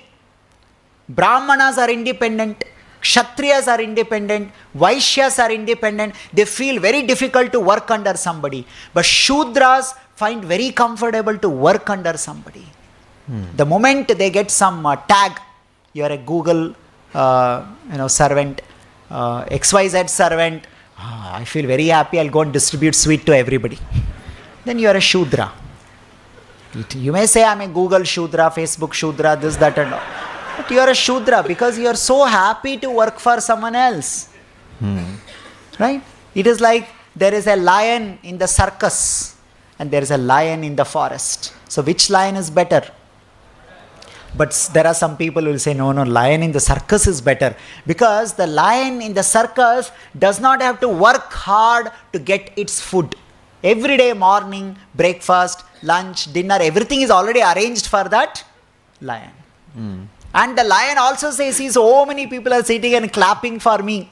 And I get my breakfast and many people clap for me. All this is available for the lion in the circus. But what is not available for the lion in the circus is its independence. Freedom is not there. That freedom is there for the lion in the forest. So, this Brahmana, Kshatriya, Vaishyas, they are very freedom-oriented people. They need freedom. The Shudras are comfortable, working under somebody. So this is another quality of a Shudra. It is not something bad. We don't have to feel that bad like that. That is also required. Everybody can't be independent. But it is something natural for them. So in this way, through their symptoms and training and samskara, we can find out whether somebody is a Shudra, Brahmana and all this. It is definitely not only because of birth. Connecting to this, Prabhu, how does horoscope or astrology affect a person in Krishna consciousness? And what about the horoscope matching points for marriage purposes? So this horoscope comes under a very powerful Vedic knowledge called Jyotish Shastra. It is one of the Shadanga of the Vedas. The Vedas, if somebody wants to read Vedas, there are 6 subjects that have to be expert. They should know. Vyakarana, like that. The Jyotish Shastra is one more. Jyotish Shastra basically means to track the planetary system in the sky.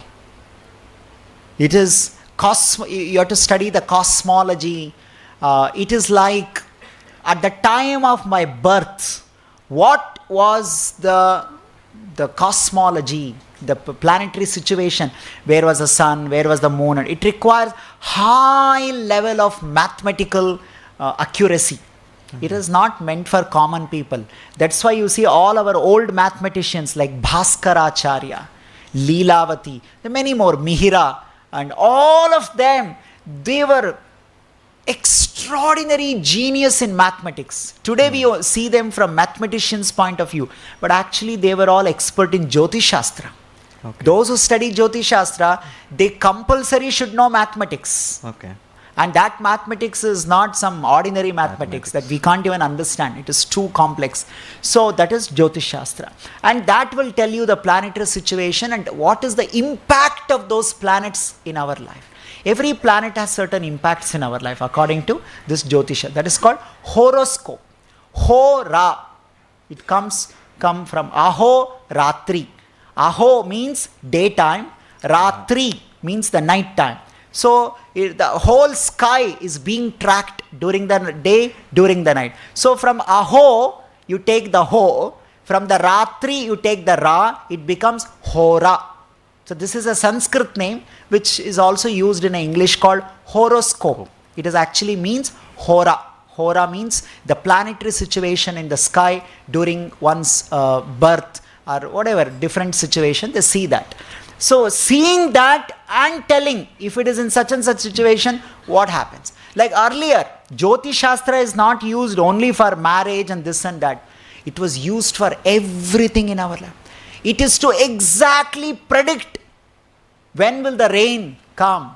So the farmers, those who do agriculture in the olden days, they would prepare their land according to Jyotish Shastra. They will know that there are many rains, Swati rain, Jeshta rain, Magha rain, and every rain follows the Jyotish Shastra. When the moon and sun in a particular position in the sky, it rains. Okay. So how do you decide? Because these are all repeatable, predictable things in the nature. Cycles. So when you observe this in the sky, you will document it and you will say, oh, such and such planetary position is together, it will rain. So that is how every, crop, like for example, I want to grow rice, I want to grow some vegetable, I want to grow. So you know this rain comes at this time, and let's imagine some rain comes in the May, at that time heat is also more, water is also more, which crop I can grow, and this rain comes for how many days? Will it come for 3 days? Will it come for 4 days? Today we have this meteorological department, right? It keeps predicting. So that is what exactly the Jyotish Shastra was doing earlier. Okay. So just like today we have no problem. We every day say, hey, what is weather forecast? We see. This forecast, weather forecast, who is giving? Meteorological department. The department keeps saying. And how do they say? They also do the same thing. They also study the sun, moon, other planet, and they see many other parameters and they predict it. But many times it says in Bangalore tomorrow it will be rain and sometime it won't rain. But that's not the way Jyotish Shastra works. It is 100% accuracy. Today what has happened, such people who are expert in that matter are not there. They're not there. So some, not so qualified people, cheaters, fake people, they come and tell XYZ will happen and it will not happen. Then what will happen? We lose faith in the Jyotish Shastra. And over a period of time, nowadays people think it is all some fake. Or it is not of use. It is a great science. Great people. Srila Prabhupada's spiritual master, Bhakti Siddhanta Saraswati Thakur, was an extraordinary astrologer. He would exactly see and say things, many things like that. Those who know Jyotish Shastra, they can predict when the child will be born, when a person will die, which day, what time he can die. Even to that extent the Jyotish Shastra can say. So Jyotish Shastra can give a lot of accuracy. Like for example, now you are using Google Map. And Google Map, it says where is the traffic jam. So you can sit here and see somewhere traffic. So how is the Google able to track all these things? It has its ways, right? You are able to say 30 minutes from here you go, there is some traffic jam. So you be prepared for it, or you can avoid that road. Google is also doing the astrologer job only. What is the Google doing? It is predicting. Yes. Based on many satellite parameters, it is able to say where is the congestion, where is the empty road, which is the shortest, nearest. So this is what astrologer is supposed to do. So today we are doing it based on a technology. Earlier it was done in a different manner. So that is Jyotish Shastra. Now coming to the point, how much of this Jyotish Shastra is involved in devotional service? So when Srila Prabhupada, the horoscope was shown to somebody, they said this man will build temples all around the world. Wow. So Jyotish Shastra can give you a certain idea of your life, but it does not limit you to that. It does not say that you are a prisoner of your destiny. No. What is your destiny you can understand, but you also have free will. You also can make choice. It does not seals everything. It just says that okay, if you want you can change your route. Just like when you're driving, the Google is saying if you go straight you'll get stuck in traffic jam. So is it that you are forced to get stuck in the traffic jam? With that information, what can you do? You can take another route. Or you may say, oh, now it is too much traffic jam, I will not go only. So in this way, you are taking benefit of the Google map. Like that, you can take benefit of the Jyotish Shastra. And so that you can effectively do devotional service. There are certain times in a day which are most favorable for our devotional service, like Brahma Muhurta, in the morning time. So if you know this, when is Brahma Muhurta, you can do devotional service and so much benefit you will get. And there are some times we are not supposed to do certain activities. Like for example, how do you find out Ekadashi? When is Ekadashi? You know, tomorrow is Ekadashi. How did you come to know tomorrow is Ekadashi? You require Jyotish Shastra for this. To figure out when is exactly the Ekadashi, when the Ekadashi is beginning, when Ekadashi is ending, all that we come to know through Jyotish Shastra. And when you know today is Ekadashi, and on Ekadashi day when you do devotional service, you get so much benefit. And we are able to know all these things because of Jyotish Shastra. So Jyotish Shastra can help our devotional service very nicely so that I can organize my devotional life, devotional lifestyle, my devotional activities. Like for example, in Ramayana, when Sita was kidnapped by Ravana, at that time Ram and Lakshman, they're searching for Sita. Where is she? Where is she? And they see Jatayu. Jatayu fought with Ravana, tried to rescue Sita, but he could not. And that time Jatayu tells Ram, this foolish Ravana, out of haribari, out of too much of arrogance, he has not seen the right time. So he has kidnapped Mother Sita in Abhijit Muhurta. He has kidnapped Sita in Abhijit Muhurta. So anything that is lost during Abhijit Muhurta, very soon you will recover. So this is not the right time to take something. But Ravana has taken away. That means very soon he will be defeated in his attempt. So like this discussion comes in Ramayana. So when you know all these things, you should know, like nowadays there are a lot of, this share market, investors and all. So you go and ask them, hey, I want to invest in the share market. They say, wait, some right time will come. So are you Jyotishi or what? Right time means what? Right time means what time you should enter the market, what time you should exit from the market, when is that market which is favorable. That means you enter with X money and that is going to grow. Now you enter, you lose all your money. That is a very bad time. So like this, if share market can have favorable time, non-favorable time, the universe can have its favorable and non-favorable time. Just like those market expertise, they know right time, wrong time. There are some people, they'll be keep on asking, can you please tell me when to invest? Because you want to make profit. Like that, if you want to make profit in human life, spiritual life, you should also know right time, wrong time. And that's what Jyotish Shastra says. So Jyotish Shastra helps you to understand our karmic, our karma, whether this person is suitable, not suitable, whether the qualities will match, how long the relationship will stay together. Many of the parameters will be able to do. But unfortunately, today, this science is almost not available. 99% this knowledge, and those who are practicing this knowledge, they are not available. And this knowledge cannot be used commercially, then it will not work. It is a Brahmanical knowledge. Any such knowledge, if it is traded commercially, then it will not have its result. So those who say, no, you come to me, I'll give you all these things and you pay this much money for me, that means it is no more original Jyotish Shastra. Actually, Jyotish Shastra is a very big science, it's a very big spiritual knowledge, but over a period of time we have lost it. And there are literally hardly there are any people who are practicing it and who know this properly. So in that way we can say whatever is so-called Jyotish Shastra that is available today, it is not reliable.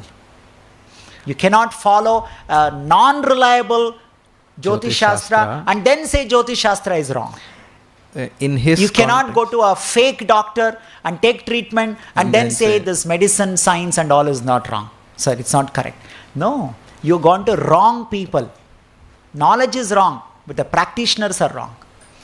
In his second portion, Prabhu, he's asked horoscope of matching points for marriage purpose.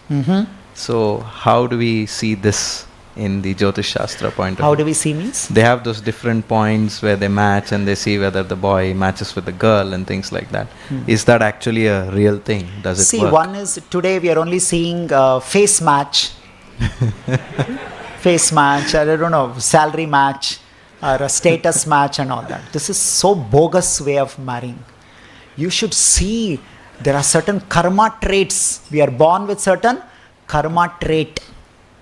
Those traits, every day you have to deal with it. And those traits, how to know this? How to know this? It's simply by seeing somebody's face, you can't make out. So that is where, like, you see a person externally, they feel all right. But sometimes they say, okay, you get me your MRI scanning done. Get me some X-ray. So what is not visible from outside, I can see some reports and I can say. So these kind of reports of horoscope or a Hora Shastra, and so that can tell us some karmic traits.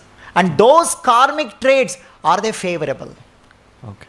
Are they not favorable? Is that what? But in order to find out the perfect horo or a hora or a horoscope, you need to have perfect birth time. If your birth time, if you do not know, if you are not accurately maintained, it can go seriously wrong. Every 3 seconds, according to Hora Shastra, everything will change. It is that accuracy it is maintained. There is something called Parashara Samhita, Parashara Hora Shastra. It goes up to the extent of every 3 seconds changes. So if somebody says, my birth date is, some February, some date you say, it is not enough to say, this is very vague. It is not enough to say, I was born at 10 o'clock. You should know the date, time, minute, second to exactly track your Hora Shastra. It is to that extent in the olden days, the Jatakas were prepared. So today we don't have all these things. So that is why it is very difficult to say, even if I go to somebody and they say, it's okay, even if you don't know, we will figure out. How do you figure out? It's very difficult. So this is a very big science and we need a lot of accurate details for this. I'd like to combine two questions now, Prabhu. How to be consistent? Probably you've answered this, but then I think it's a repetition, so still I'd like to hear. I'm sure all the folks too want to hear. How to be consistent in devotional service? How to continue spiritual life or Krishna consciousness lifelong? As I've already answered this, it is possible only if you stay with devotees. If I don't stay with the devotees, very soon I'll start losing enthusiasm, inspiration, motivation, determination. See, we are like iron rod. As long as the iron rod is in the fire, it remains red hot. The moment you take the iron rod outside of the fire, sometime it will stay.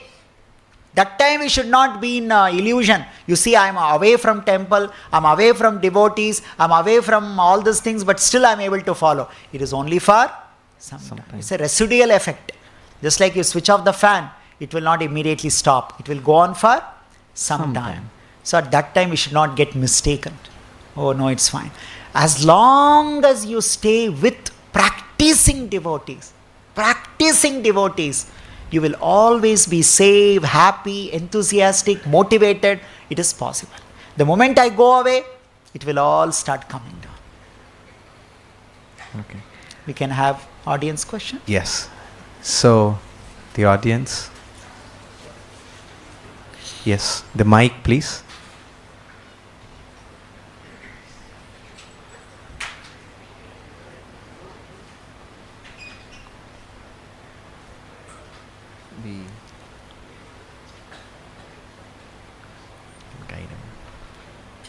We can, if mic is not ready, we can go ahead with the question.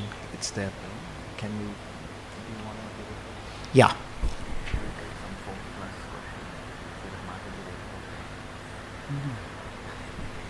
Are we waiting for a mic? The mic is Yeah, here. please. Hare Krishna, Prabhu. Hare Krishna. My name is Nirmala. So I have a question like, our olden days ancestors, they were following few pujas and all. Like, for example, Pitru pujas or any other, like Kuladevata pujas or whatever. So the moment I start I get connected to the Krishna conscious platform, I abruptly stop that. So how does it impact, and is it a right way of stopping it that way?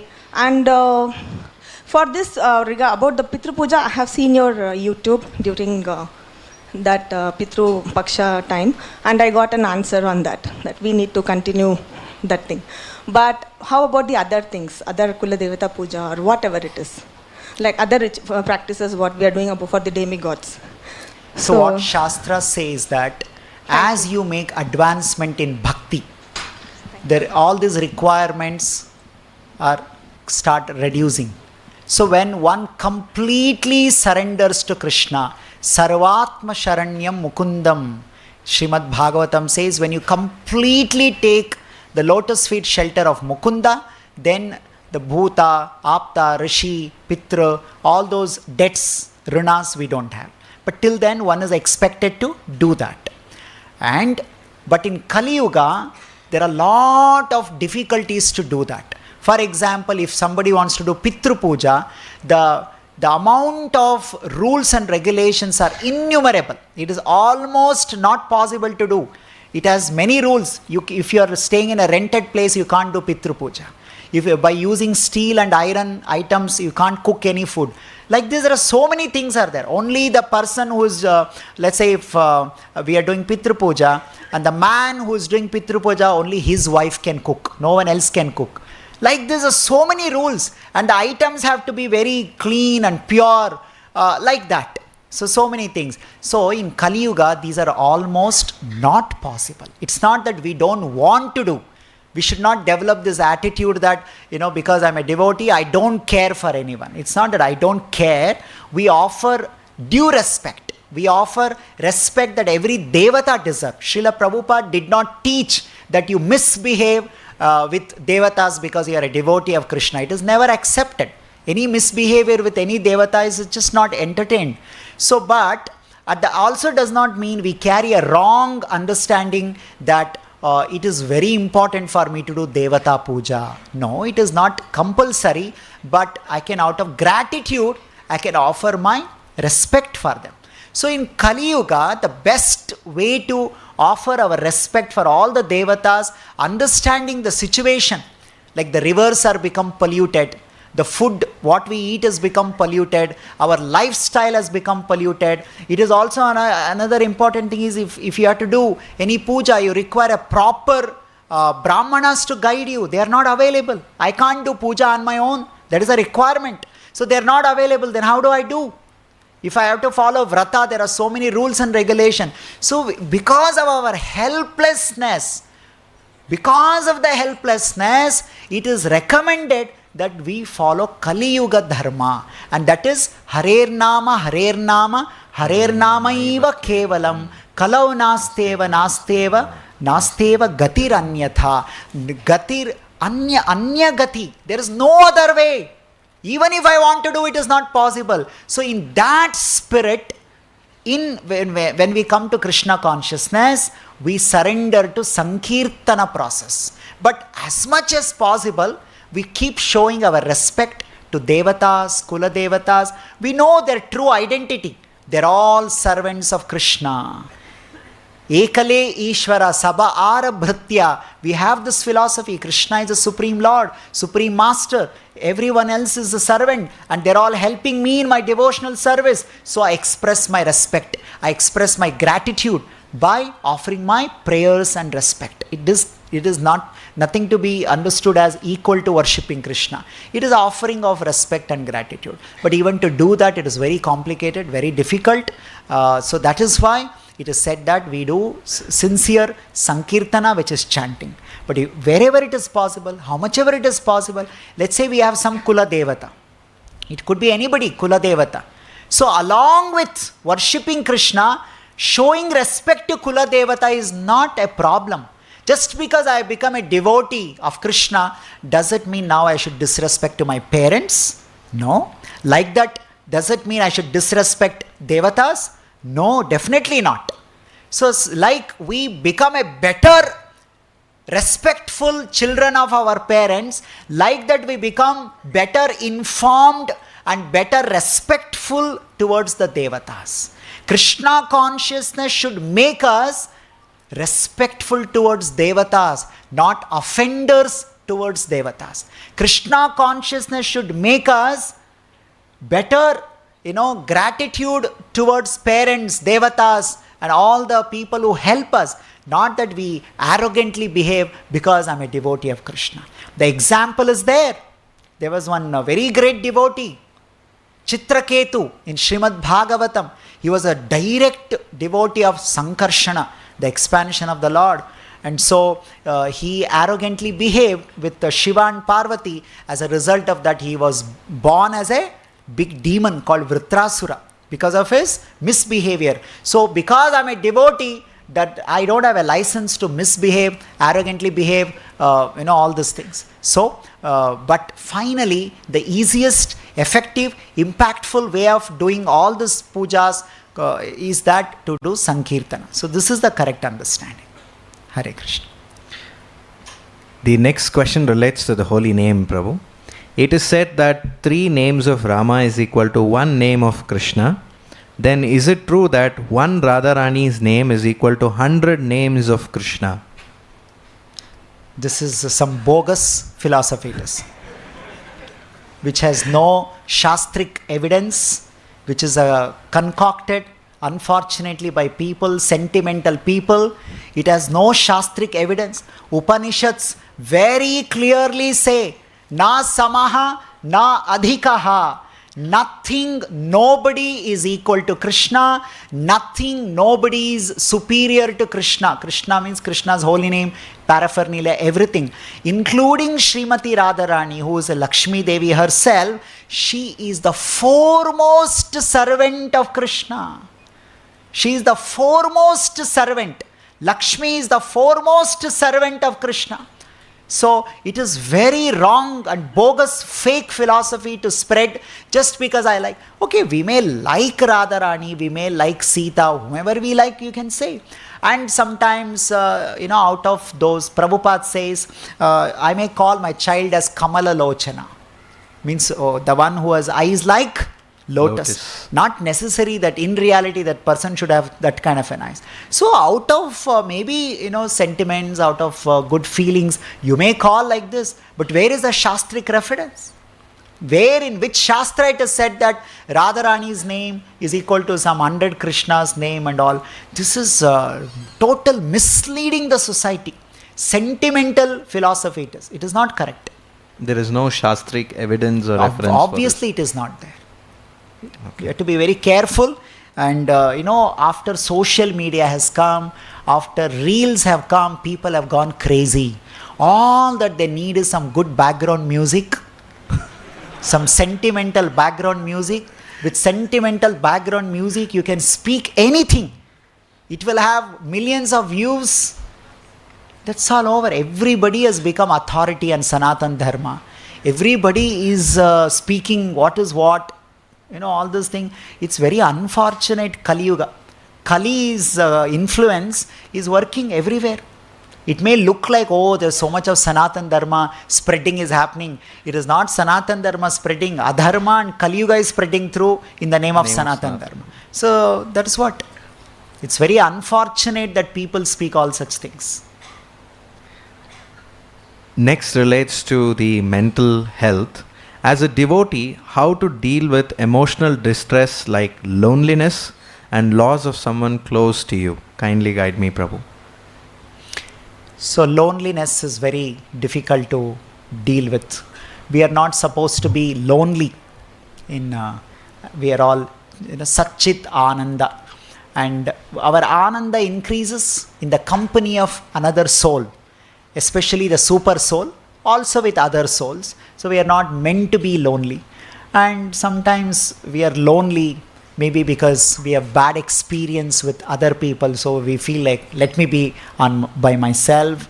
Or sometimes people leave us and go, so it feels lonely. It is a very temporary phase. And during that phase of the time, for a short time, you may feel good by being alone like that. But it is not meant to be encouraged. We have to put efforts to go out and find right people like devotees coming to this kind of program where there are people with good behavior, good habits and good intention, and we have to make relationship and friendship with them, and that is very much important. And another very interesting thing is that if you feel lonely, you can read books. When you read book, you make relationship with the author.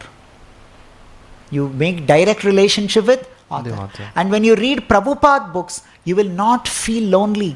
For that matter, you read any Acharya's book, you will develop strong relationship with that Acharya. So Prabhupada is highly recommended to read his books on daily basis. So by reading Prabhupada books, one can mitigate a lot of loneliness, the pain of being lonely. So reading books is a very powerful tool to handle loneliness. But that is for short time. And along with reading good books like Prabhupada books, you can also come and be in touch with devotees. They will also help you deal with loneliness. But if you don't address this loneliness, slowly one can slip into depression and become negative and become antisocial. Means don't like people. That is unhealthy. That is not correct. Before we move on to the audience to ask the question, one more connected to mental health itself. What is ISKCON's opinion on neurodivergence like ADHD, autism, bipolar disorder, schizophrenia, etc.? Do you accept them, and how do they practice Krishna consciousness if they are affected with these divergences? How seeking professional help would help them practice Krishna consciousness? How seeking professional help, if they can, practice Krishna consciousness nicely with these circumstances seen in ISKCON, Can only chanting and following Krishna consciousness cure mental illness and neurodivergence? What is your opinion, Prabhu? So we are very clear from Bhagavad Gita, this body is a vehicle. It's a sadhana.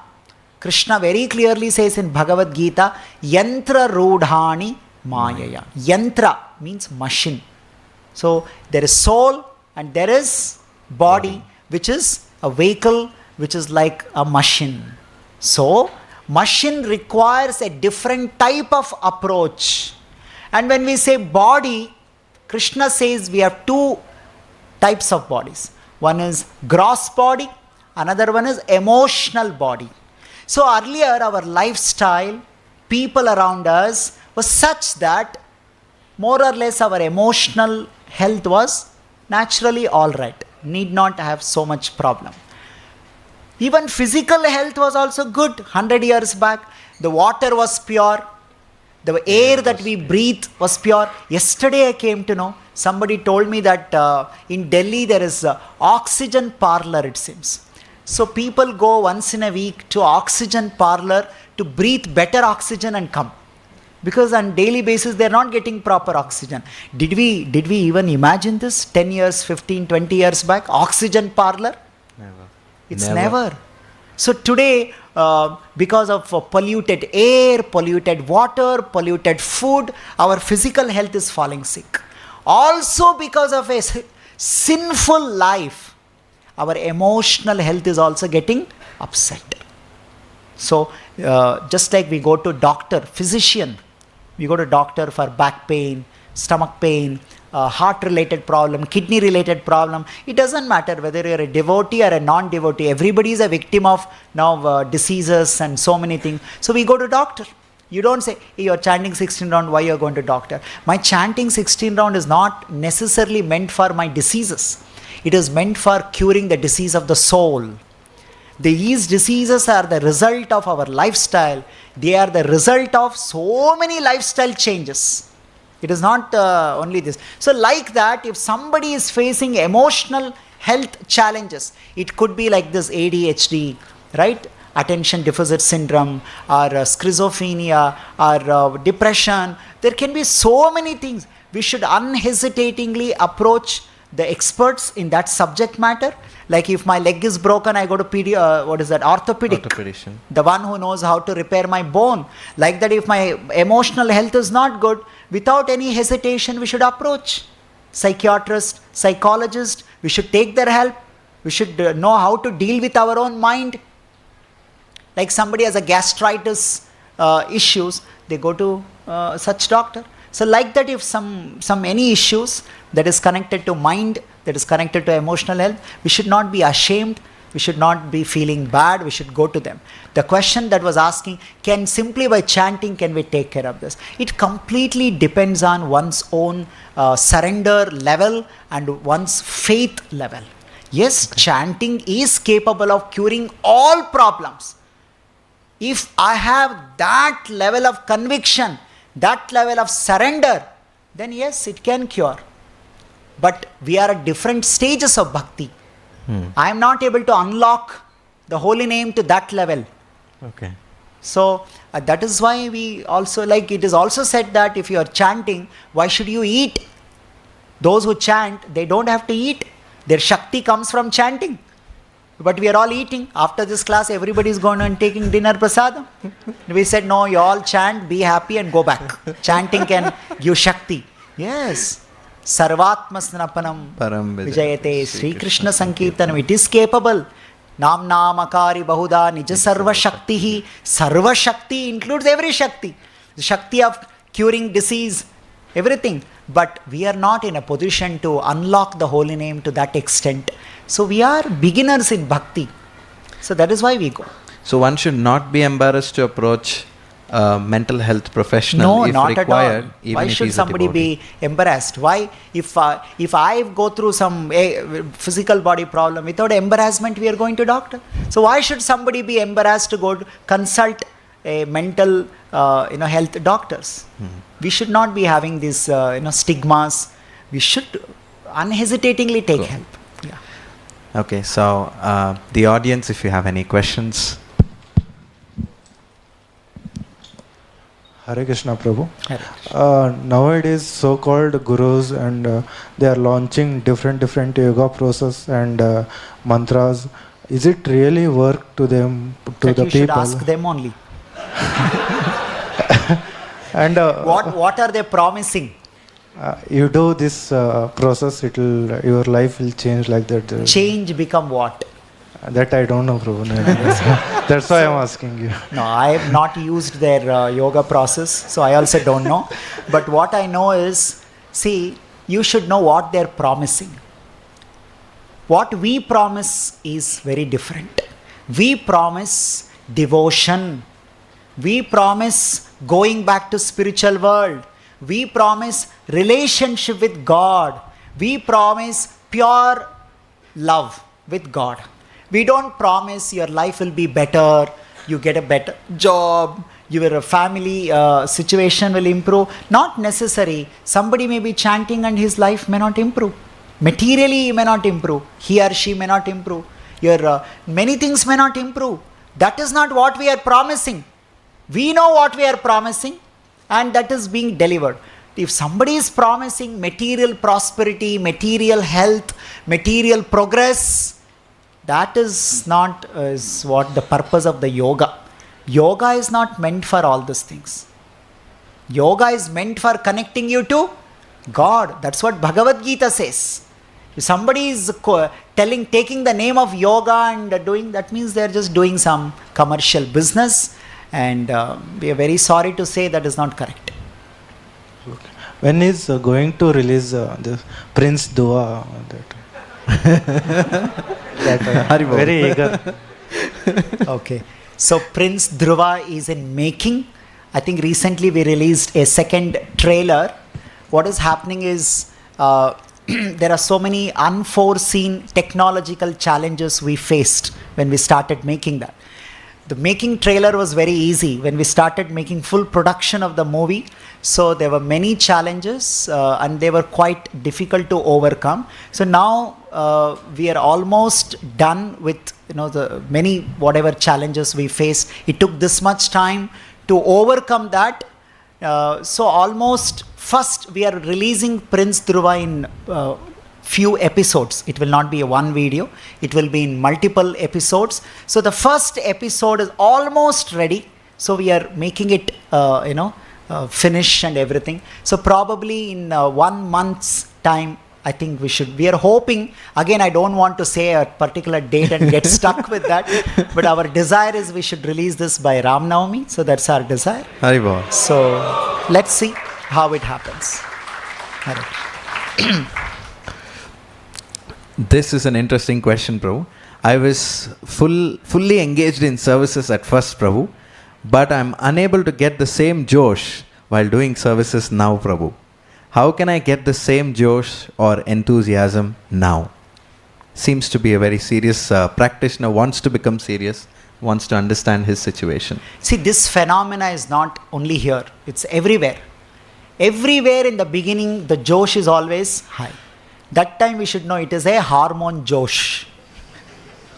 When some new boyfriend, new girlfriend, new course, new job, new everything new, the Josh is always High. And that Josh is coming from where?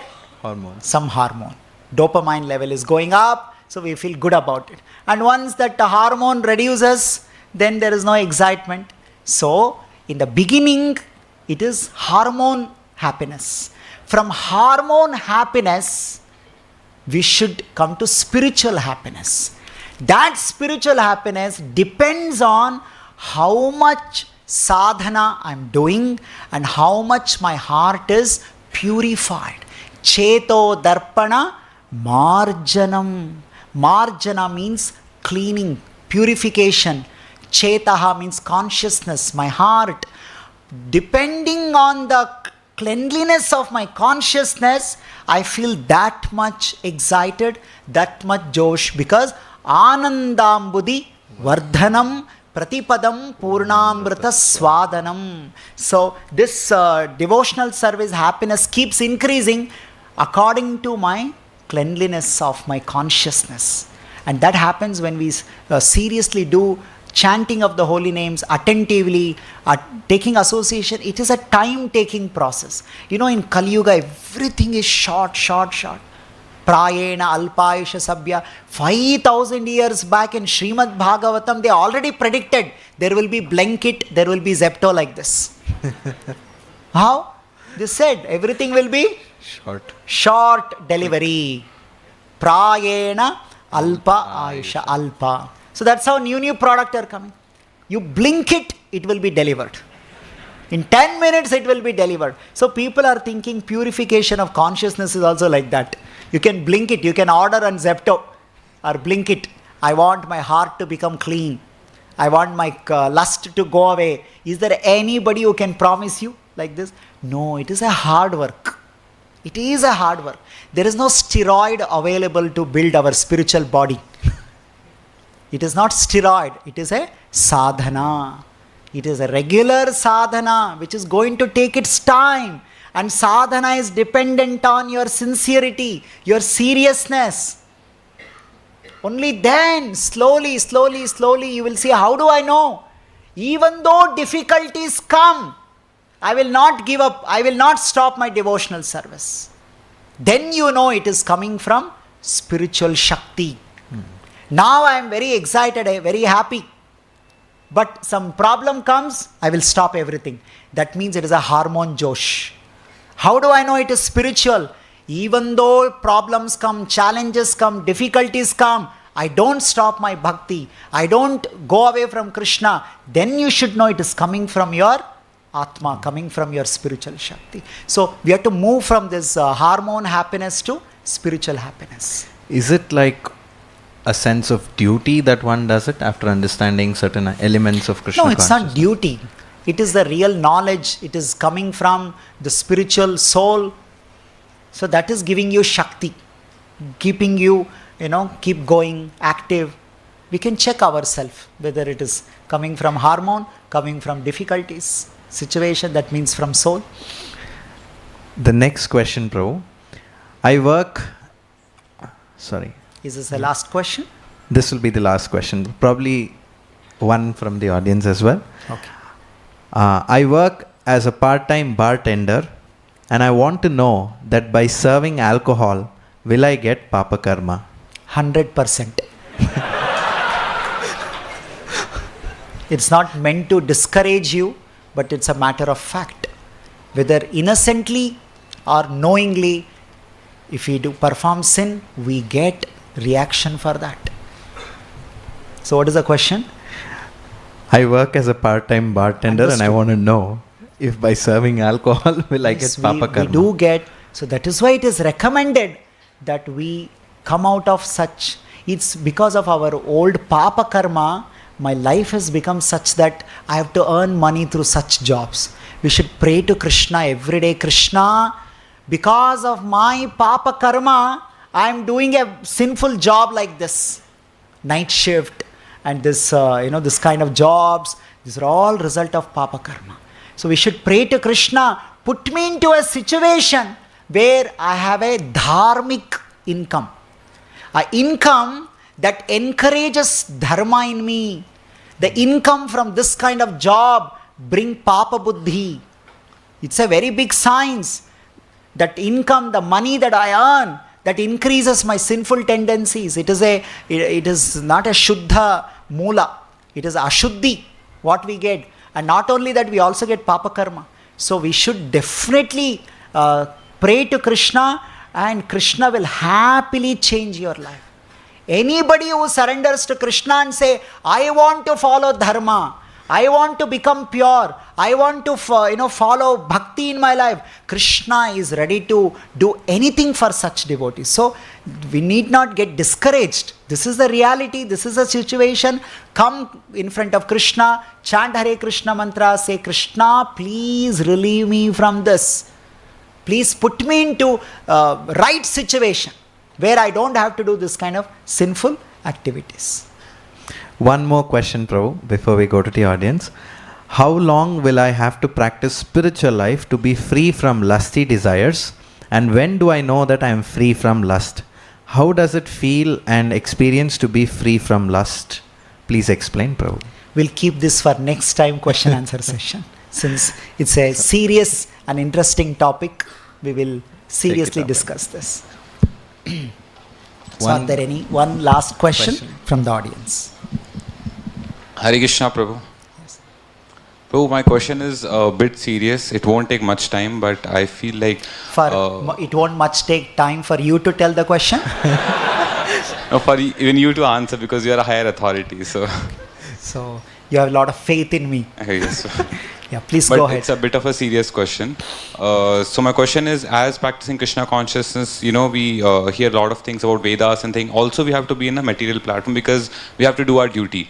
And as being part of Sanatana Dharma, from history we have seen, being part of this particular religion, like a lot of invasion happened from the Mughals, from the British, and a lot of, as it is, the Jyotish Shastra and Ayurveda, a lot of knowledge was corrupted by them itself. And you see, at the end of the day, media and everybody accepts the peace and tolerance from the one side because it teaches that. There's nothing wrong in that, but this has been that in the Prabhupada's time also. Like the ISKCON temple and the Bhagavad Gita ban in Russia, and recently in the Bangladesh of ISKCON stopping. So at this point, naturally, hate, I would not say hate, but a dislike comes towards the other community which are obviously the Islam and the Christianity. No anything hate towards them, what the religion is teaching, but obviously the actions is wrong. And the ISKCON, Chinmay Krishna Das, whatever happened in Bangladesh, everybody knows that. So as being in Krishna consciousness, how do I take that stance of being a Vasudeva Kutumbakam? Because these things are happening in practical reality, then how can I love everybody with that faith? So what stance do I take? Should I be as a tolerant person, or should I do things to stand and protect the guard of this Sanatana Dharma? And what did Krishna tell Arjuna to do in Bhagavad Gita? What did Krishna tell Arjuna? He should fight for the Dharma. He should fight. It has nothing to do with which religion you belong to. It is depending on what action you are doing, irrespective of religion.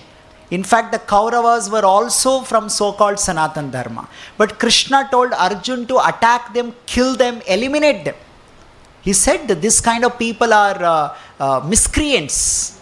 They are aggressors, they are atatainas. So the principle is very clear in Bhagavad Gita. We go by action, we don't go by country, color, creed, community, gender. No, we go by the action. What is your action? If it is a adharma, if it is adharmic action, we oppose, we defend, we give a chance to rectify. Like Krishna gave chance, you correct, change, reform. And if they don't reform, Krishna told you should fight. You should remove such people, you should eradicate such people.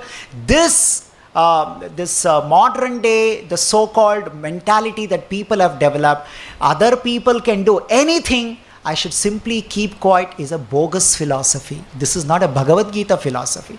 Bhagavad Gita philosophy is always stand up for dharma. Protect yourself. You have all the rights to follow your conviction, your principles, your dharma. Krishna never told Arjuna to be a coward. He never told to run away, or he never told that you should practice some non-violence, ahimsa. No. Krishna did not teach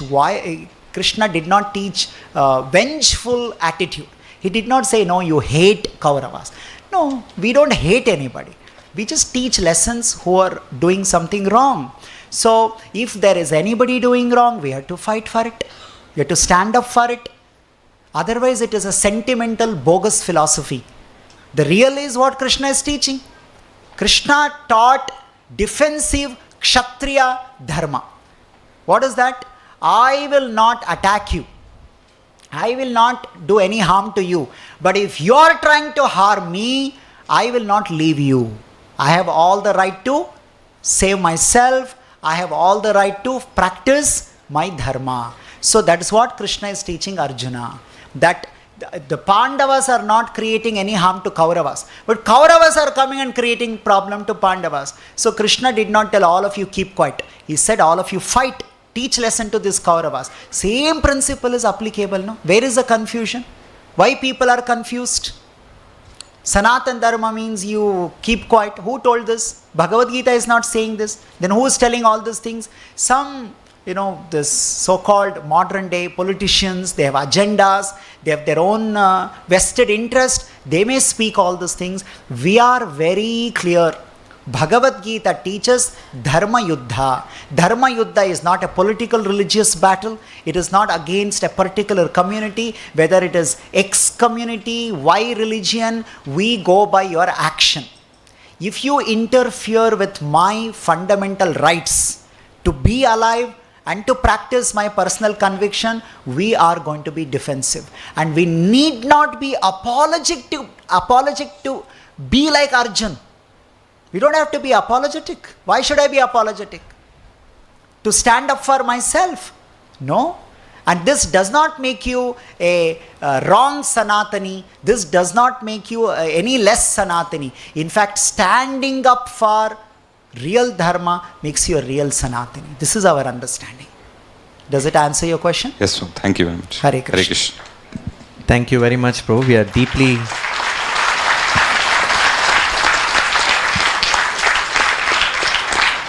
We are deeply grateful for the time you have taken to enlighten us with your profound wisdom, and also your insightful answers have taught us to reflect on what we are doing currently in our Krishna conscious journey, as well as augment and improve our Krishna conscious journey. Thank you so much for the time, Prabhu. We hope to have you more and more here for question answer series. Thank you so much for all of you coming, spending time this evening with us. Thank you. Hare Krishna. Hare Krishna, Prabhu.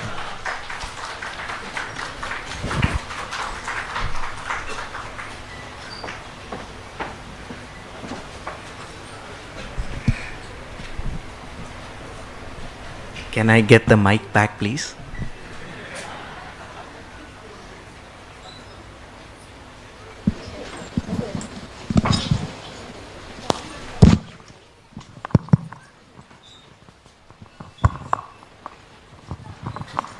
So, Hare Krishna, folks.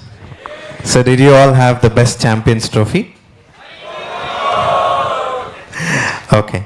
So, our scoring does not end here today. Tomorrow we have a big game. Okay, requesting folks to still stay here. We have not ended the program.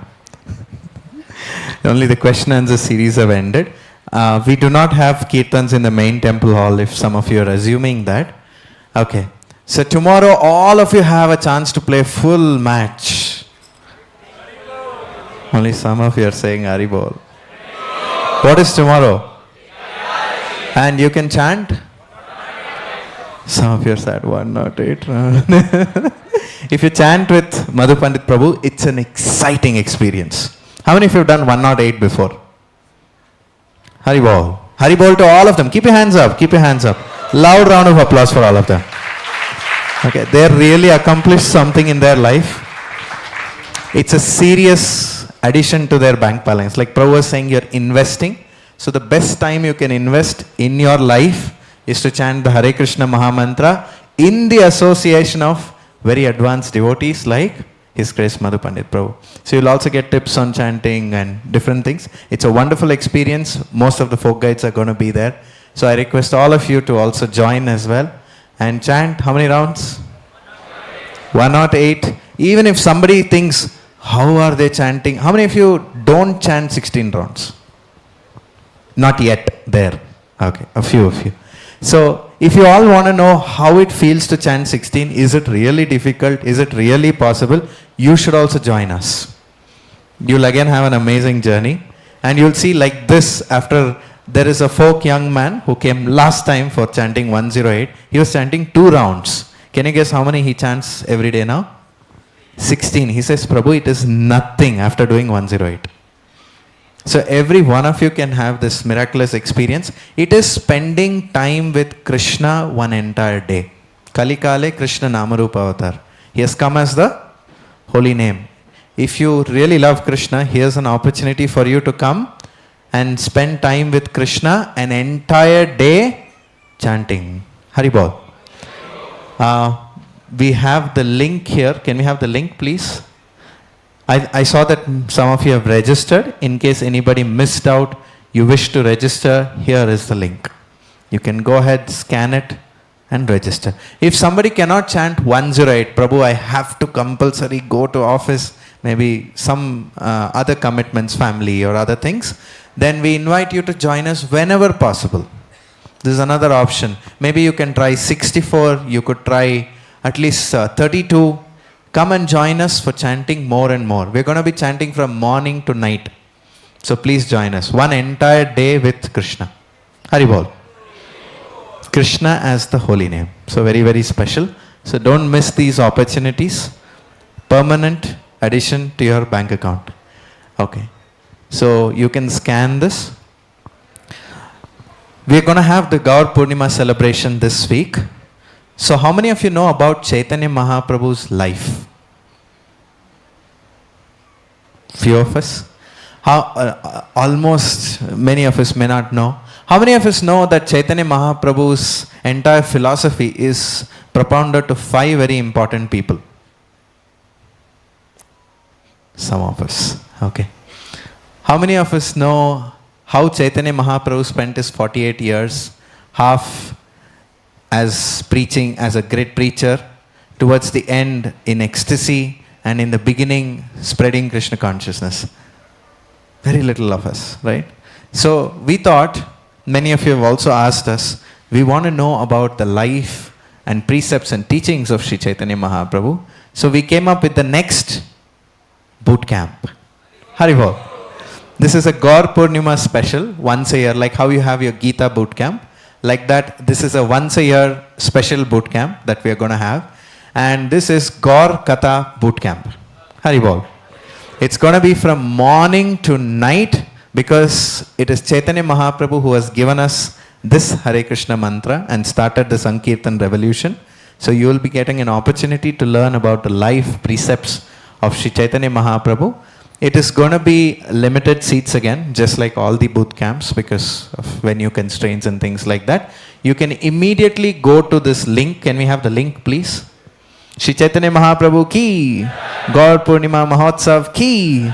So you can go to this link. I'll tell you, Chaitanya Mahaprabhu's pastimes are nectarian. You keep hearing and you want to hear more and more. It is nectarian because it speaks about how a living entity in its original position, as a pure devotee, what you enjoy with the Lord. So you can go to this link right now and register. Please don't miss this opportunity. This is just like the Gita Bootcamp. It's going to happen once a year, every time, before or after Gaur Purnima. Okay? Haribol. So now let's spend some time doing japa. Let's spend some time with Krishna in Sankirtan. We will all chant with Srila Prabhupada.